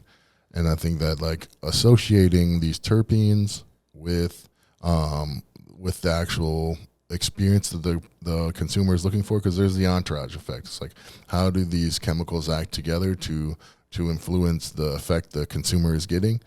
It's like if you're using an essential oil diffuser, because the essential oils are terpenes. So it's like you use lavender to calm down. There's a bunch of linalool in lavender. You're using a citrus oil to become more alert, and there's a bunch of limonene in there. So it's like, I think that the compounds are going to be more important than this classification, indica versus sativa. And I think that, like, once the consumer can identify, like, I really like this linalool with linalool with limonene mix. I want to be calm and alert. I think that finding these specific varieties to tailor them to a person is going to be more important than this is indica, this is sativa, when these words are largely just empty. Yeah, it's been frustrating for me in recent years, the past decade, just to deal with the consumer miseducation about. And I understand, like, the intention is, they want some type of indication on if the product can have some type of effect-based outcome. So I think it's imperative for the people in the Minnesota cannabis industry, the people who are making products and selling products, to develop some better ways to educate the public on what's real and what's not, in terms of what outcome they may get with different products. So yeah, I appreciate that you will be one of the truth speakers or marketers, and let's hope that the rest of the market will follow suit. Now, Dr. Dabney, are you optimistic about this historic launch of the adult use market? What are your parting thoughts or some words of encouragement to the stakeholders, be it OCM leaders, entrepreneurs, and consumers? I guess my parting thoughts is that we're all in this together. Yeah. So I think that, So I think as long as we continue to work together and as long as we continue to communicate with each other, we can make great things happen. So, like, we have one of the coolest bills. Now we just need to make it actually a cool scene for people, for consumers, for industry, and for the government to feel comfortable. Yeah. So I think it's just working together. I don't want to get back on the soapbox, but like we need to work together to make sure that this marketplace is fair for us. Because like OCM doesn't have a stake in our businesses. They don't care. So it's like we care about our businesses, and I think that much more needs to be done of us working together to communicate with OCM about the problems that are going to affect our businesses, and tell them the stories and educate them, because I just don't think they know. Yeah, I think that I'm going to reserve poor words right now, but I just don't think they get it. And it's like we just have to, educate them, because I think a lot of us have experiences with that. How many of us went to go testify to them and educate them during the process of legalization, and now we're just in that post process. Now there are rules that can affect us that aren't built in statute. Now we need to go lobby some more. We need to be sending them emails. We need to still be contacting our senators and elected officials so that they can put pressure on the OCM as well on things that will hurt and hinder our businesses. And I think we just need to maintain in contact with the consumer as well, as being like, yo, this is going to affect you, because now, hey, you can't, you like that rosin that you buy on the street? You're going to have to keep buying it on the street. Because of the way these rules are written. So I think, it's gonna take a lot of communication and working together. Yeah, we all are in this together. Like, changing the law was just like 25% of the change. I mean, the rest of it, the 75%, is the implementation. And while the OCM may feel like it's their responsibility to enforce regulations as like the primary part of their job, everybody leading up to this point was saying we want to have the best market in the country. And so that has to be equitably regulated. That has to be small business friendly. I mean, the OCM itself says they've been tasked with creating this equitable market. Well, it's time to prove it. And when you get all this feedback from educated entrepreneurs and consumers about how to make it more equitable, I mean, we can only hope that the OCM will say, yeah, we are all in this together. We're going to listen to the evidence of what's real scientific facts about products and what's really going to be in the best interest of the consumer, which is making sure that the environment is that the entrepreneurs can thrive, without over restriction. We're here in Black History Month.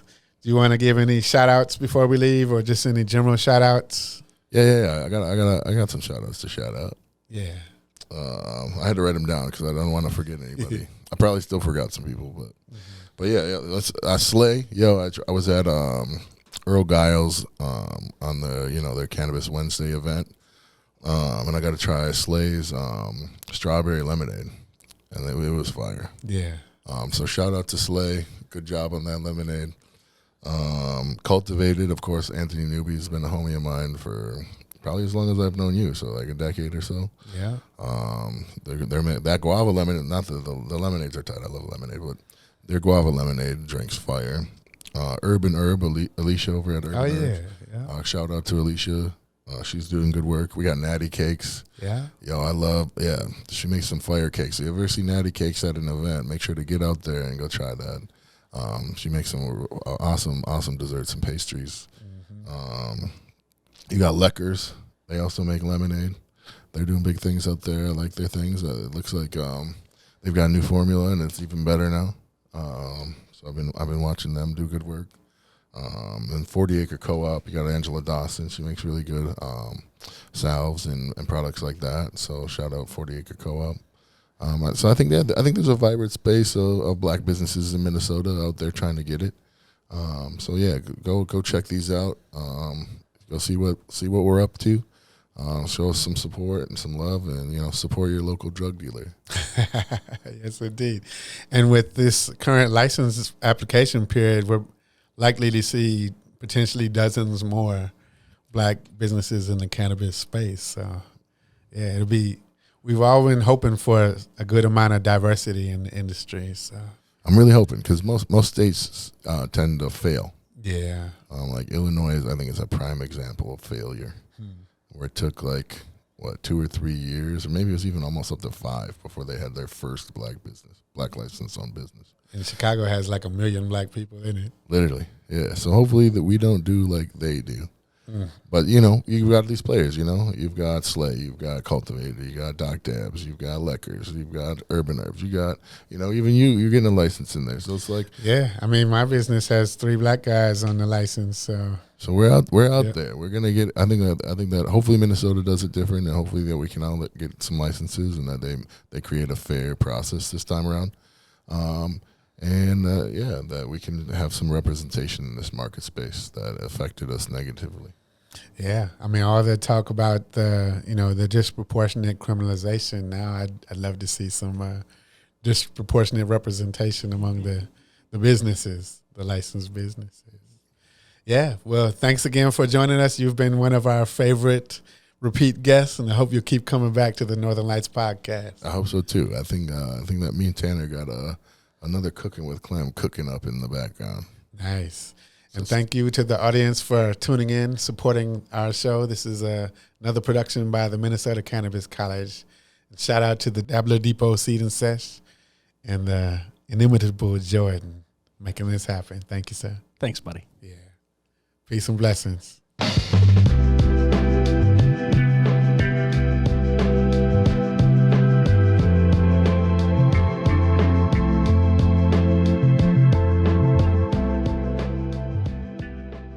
I had a friend on a call this week, casually started from the bottom, now we're here, and I was like, that is exactly the type of Drake fan that you are. Would know, like, great record, but he might have tuned out after that. Mm-hmm. Okay, that's fair. You know what I mean? Yeah. Oh, yeah. I mean, Forever. I want that shit forever, man. That's a good song. I saw it live. But really, Eminem is the star of that song. He came out for the performance. Yeah, wait, I think I'm thinking of Forever Young. What's Forever? I want that shit forever, man, ever, man. So I wasn't really a pop music listener. So for me, there's like a couple of phases of... There's the bar mitzvah circuit. Yes. Of songs that were really popular in like 2008. Mm-hmm. There's the 6 months in a fraternity circuit, which is like songs that were really popular in like the fall of 2014. And that's sort of it. Right. Right. And so this was post bar mitzvah. Yeah, I think that was post bar mitzvah, pre Sigma Alpha Mu. So this in that in between. I saw that live in 2010. Wow. All right. Back in the day. I don't want to stone on you, but it was probably the best show I've ever seen in my life. Yeah. Gambino. I saw Gambino in 2011. Nice. That's early Gambino. That's Camp Gambino. Camp Bino. Oh, cool. Yeah. Before people even knew what camp was. Exactly. Before the Met Gala. Dude, amazing. That guy. I was in 8th grade. And that's why this show Are we that much older than you, Tanner? No. Tanner was born at an age where he will always be young in our conversations because culturally he's right on the edge of that next generation. Yeah, I will defend it to the day that I die that I am a millennial. But if you ask most millennials, they go, but I was, millennial. That in between you're not really claimed by either group. You're just you're like a Gen X. You're like the 21st century version of a Gen X. I don't want to like dox myself, but I'm definitely like in the millennial zone, not Gen Z at all. Oh, okay. I don't know. I think millennial cuts off at 95, and whoa. All right. What are you guys' fucking high notes from this week? Oh, God. Where do we begin after a week like this? Mine is talking about what makes a millennial. Mine's deep. Mine's deep. I'm worried, why do I rush? Okay. Ooh. All right. Let's talk about that a little bit because I think that's a good place to start. Mm-hmm. So, if I didn't rush, I would sit. Mm-hmm. And I have to try sitting more than doing in order to feel what I'm avoiding. But if I continue and just do, then I don't have time to feel. And I think what I want to work on following Lucky Leaf is slowing down and like the easy word is meditation. But when I talk to people about meditation, meditation can show up in many forms. And so it's important for me to realize that everything is going to be okay, that there are people around me that really care for me and want the best, and that I have to accept that doing less can lead to more. I'm not even sure if it's about doing less or doing more. It's about being aware and acknowledging when you need to do or when you need to not do. It's like the intentionality behind non-doing is important, because there's people in my life where they don't know how to rest. And even when they're at rest, they are mentally, emotionally, physically still in fight or flight, or still just trying to they're being overwhelmed by not doing things that they know they're supposed to, but then they feel guilty about not giving themselves rest, but then they feel guilty. It's just like a weird, vicious cycle that I've had to try to train out of myself of you need to be intentional with your non-doing time, or with the time, just spent not being outside of the things that are immediately right now, right in front of you.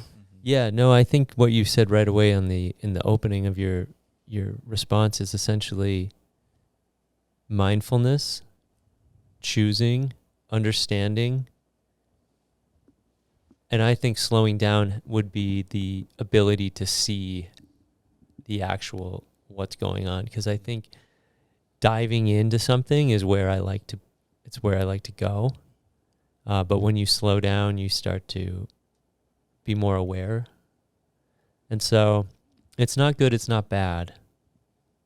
But we've done a lot in the last year. The Northern Lights beverage just came out about a year ago. Wow, that's insane to think about. And so to think how much has evolved, how much has happened, right? How much has gone on? The ups, the downs, the what's, the nots. And things are going to keep going. But as I talked with Jen, compliance is really going to matter. And we can't do and do and do and do without checking. And I think for me to have long-term success in the industry, I've already done a lot. So now get smarter, slow down. That's kind of where I'm deeply at right now. And understanding what are the systems that you should put effort into, and what are the systems that don't really require, because when you don't know anything, you put 100% of effort into 100% of the things that you do. And then really what experience and knowledge and wisdom get you is the ability to discern when and where you apply full pedal to the metal, and when and where you can apply preservation and rest and mindfulness. I think it's a very, very fine balance, and it's a hard chord to strike, but important. Yeah, good stuff. Why do you think are you talking about rushing, just getting to the next thing all the time? Because I know myself personally, it's the reason I rush is because I am after a dopamine kick of being done with something. The completion of a task, boom, dopamine. And it's sometimes it's something that's important that I don't spend as much time or effort on, that maybe I should have spent more because I'm just going after that little kick of dopamine. Or is it sometimes there's something that's very unimportant in the big scheme of things, but it's important to me, therefore I then put massive amounts of stuff into it, and don't really know where I was going. No, it's cool. I mean, it's all relative, right? We have lives outside of this world, these four walls, and so it's there's there's I think it's just balancing the personal life with the professional life, and really then also adding a third person to the mix. And it's it's ever evolving, right? So it's just it's important to check in. I think there's a lot of hoopla right now because of the license application process. Lucky Leaf just fucking showed up right halfway in between, which we all said that's stupid, but here we are. And we're giving away a Canatrol next week, so fucking find out. And you know, I'm happy, I'm overjoyed, but I'm overwhelmed. And so, like, what's the right thing to do? The right thing to do is slow down. There you go. I take it. Thanks. If this was Facebook in 2010, when you guys were going to cool concerts and I was sitting in social studies, I'd press the button that says, I'm in this picture and I don't like it. But yeah, no, I feel you. It's the slow is, I heard one time, slow is smooth and smooth is fast. Yeah. And it's by being intentional that you make those steps forward. Yep. Yeah. We talked about that last year, but I don't think it happened. It will one of these days. I think once licenses are out. I appreciate the reminder. I appreciate the reminder. Slow is smooth and smooth is fast. And also, this is practice and exercise. This isn't on or off, fixed or not fixed. This is a practice, a procedure, an exercise that needs to be worked at. But I do not like that doctors are practicing law. I want my doctor to be good at law. I just do it.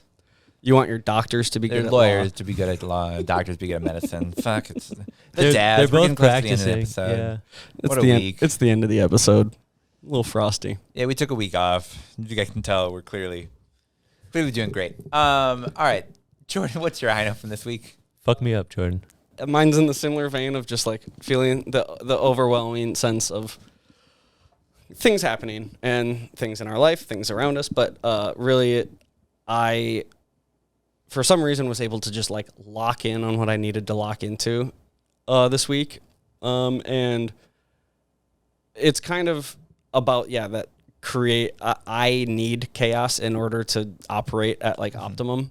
And so then I find myself creating tendencies and habits that facilitate chaos to follow me, or at least be on the horizon that I'm approaching, and I'm aware of the chaos looming, and that's what like gets me going. And yes, there's medical explanations for this that I'm aware of, but like I'm basically in an ongoing process of learning how to leverage what I know I'm gonna do anyway, whether mentally processing wise or habits wise. I'm trying to figure out how to make those work for me. And so it's like, under my high note is really trying to understand my own patterns. And it's like knowing I'm more productive from this time in the morning to this time of the day, or knowing that I'm completely useless from here to here, or I don't know. You can tell that this high note is being thought up within 5 minutes of this segment starting, but Those are the good ones, Jordan. but it is Good one. it's a more of maybe serving as a reminder to myself to just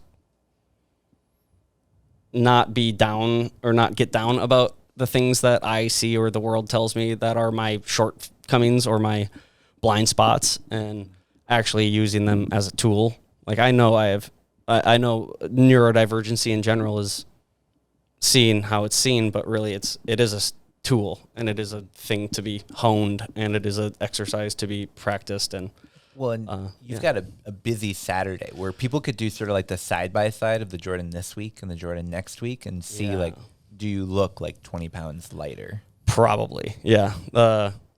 Dabbler, Winter Beer Dabbler happening tomorrow. It'll be in the past when people are listening, but event time is big for us. It's what we do. It's what this company is built on, and so this team is evolving and trying to adapt and make it happen. And we'll be going back-to-back weekends at Lucky Leaf, Hell yeah. just like Drake.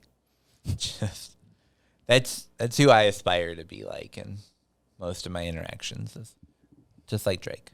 Tanner, give us the caboose of the episode right He now. wanted to go to the 6, but he stopped in the UP. I wish I got that reference. I don't Toronto? Toronto's the 6. Oh, yeah, because that's where Drake's from. Okay, yeah, I get it now. Toronto. Yeah, he's Canadian. Right. You could have just taken a flight. So is Justin Bieber. Yeah. Oh, I don't know if I'll be flying to Toronto or anywhere anytime soon. But, guys, I did drive somewhere. Did you hear I went to Michigan? No All right, so I went Where to is that Michigan. again? It's just Wisconsin and then Iowa. No. I heard Yeah, it's that like way. 5,000 miles. Like I heard he ran 5,000 miles. Yeah, I You need a ran passport for that one, the huh? whole way there. Certain parts of it, yes, but not the part that I went to. And I got to drive through a really cool town called Rhinelander, Wisconsin. Have you ever heard of it before? No. Yes. All right, Yes. so it's a pretty decent town. I stopped and got lunch in Rhinelander. A German town. Yeah, very heavily Germanly influenced. And what I thought was so cool about Rhinelander, Wisconsin, is that their water tower, when you first drive into town, has like a cartoon creature on it. Like it's sort of hard to describe. Reptilian or like? Yeah, it's like a large carnivore, bullhorn carnivore, a row of thick spines on its back. It has like a long wispy tail, and it looks maybe like a dragon, but with like a flat face. It's a Pokemon. Yeah, it was called a Hodag. Oh, I know Hodag. from the Ultimate Frisbee world. Really? Yeah. So the Wisconsin college team, University of Wisconsin, are the Hodags. Naturally. So what I didn't realize is that the Hodags have taken over Rhinelander, Wisconsin. Literally everything there. You go to their ice rink, and it is the home of the Hodags. You go to like their local hardware store, and there's Hodags all over the outside. I went to a candy store in town. They had chocolate Hodags that you could buy. They had mugs and shirts. Everywhere there were Hodags. And in fact, you can go to town, do a map where you find all of them, get signatures at them, and then the town itself will give you a prize for finding all of these Hodags. Now, did you see any walking around? Unfortunately not. No, I was only there during the daytime, so unfortunately didn't get a chance to see them. A nocturnal creature. Then. They must be. Allegedly, but they come. Legend says from the ashes of cremated oxen, and this part I didn't love. They were the incarnation of the acclamation of abuse that animals have suffered at the hands of their masters. Sounds like an angry creature. So it's like a dark, angry creature. It supposedly smells just like god awful, and it's just like this rancid, like terrible beast. Huh. And it got me thinking, I'd probably do some Hodag dabs. And so if you know of any cool like villains or like dark creatures or mythical beasts that just have descriptions of aromas that are I've been trying to pull up the one that I found while my wife was in the car and we were driving that just describes it as being this like awful aroma. It eats mud turtles and muskrats. And it maybe comes from Native American stories. It comes from maybe like the Paul Bunyan story. Like nobody really knows exactly where it comes from. It's just this rancid beast, and I just love it. And I want Hodag dabs. And what mythical creatures dabs would you guys want? I to see do? it. Yeah. yeah. I'm gonna wait till they get full legalization before I try them in Wisconsin. All right. Yeah. I'm not gonna buy any from a gas station. Yeah. But I respect where you went with where you got there. Yeah. I'm not gonna match that one bit, but like it's fascinating because the town is just enthralled with Hodags. Yeah, well, and there's stories of people that like claim that they had caught Hodags back in like the early 1900s, and like towns that went on hunts. It's just somebody's cat. It was just like something, and people were like, "This is a mythical beast. We should put it on our fucking water tower." Do you And I think they love were it. what is it called? The dinosaurs that were plant eaters? Herbivores. Yeah, do you think Hodags are herbivores? No, absolutely not. No, they eat like small little critters, Oh. and they smell of burnt feathers, and they're greasy, gray, green.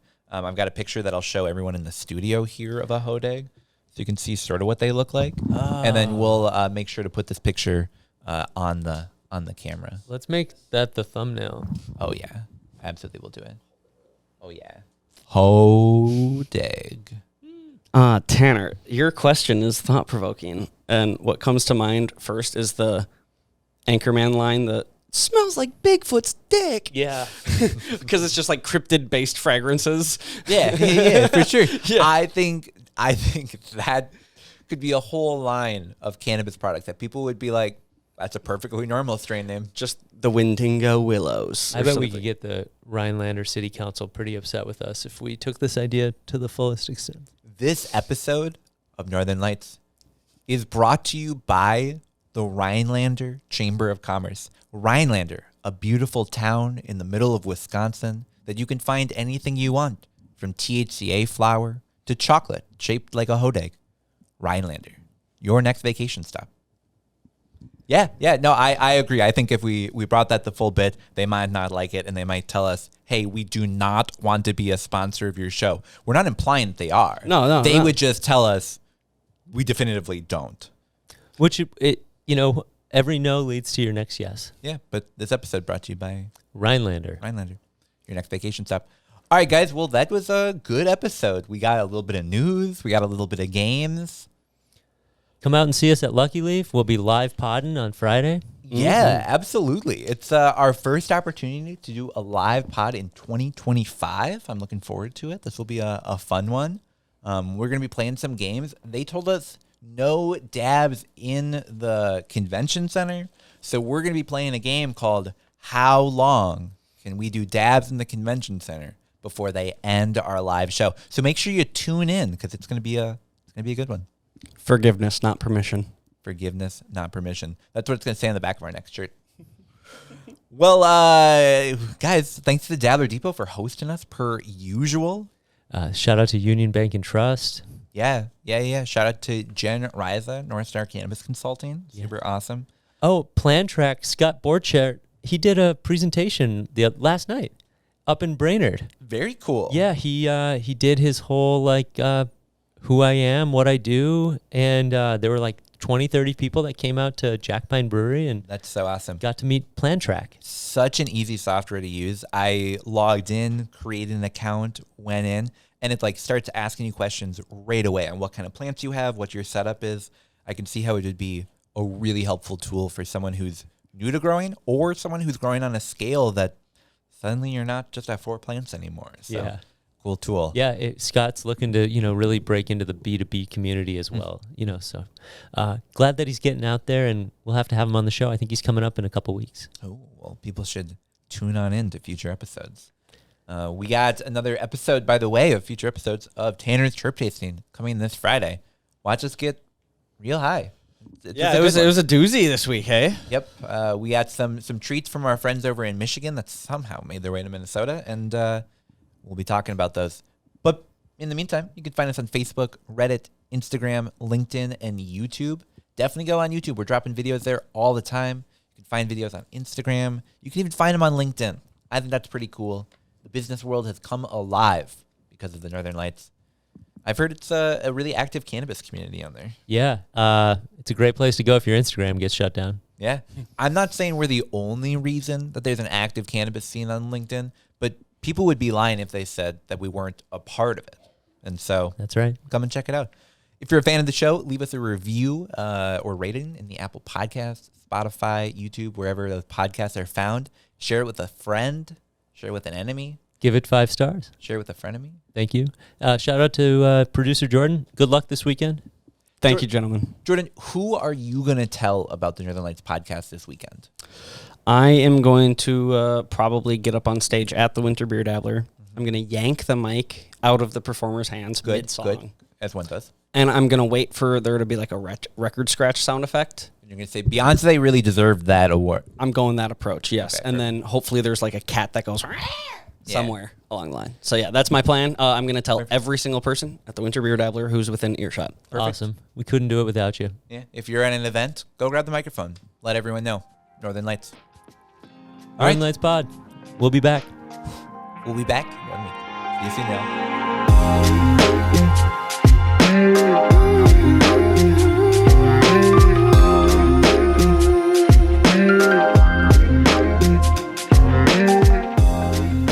Northern Lights is a Minnesota Cannabis College production.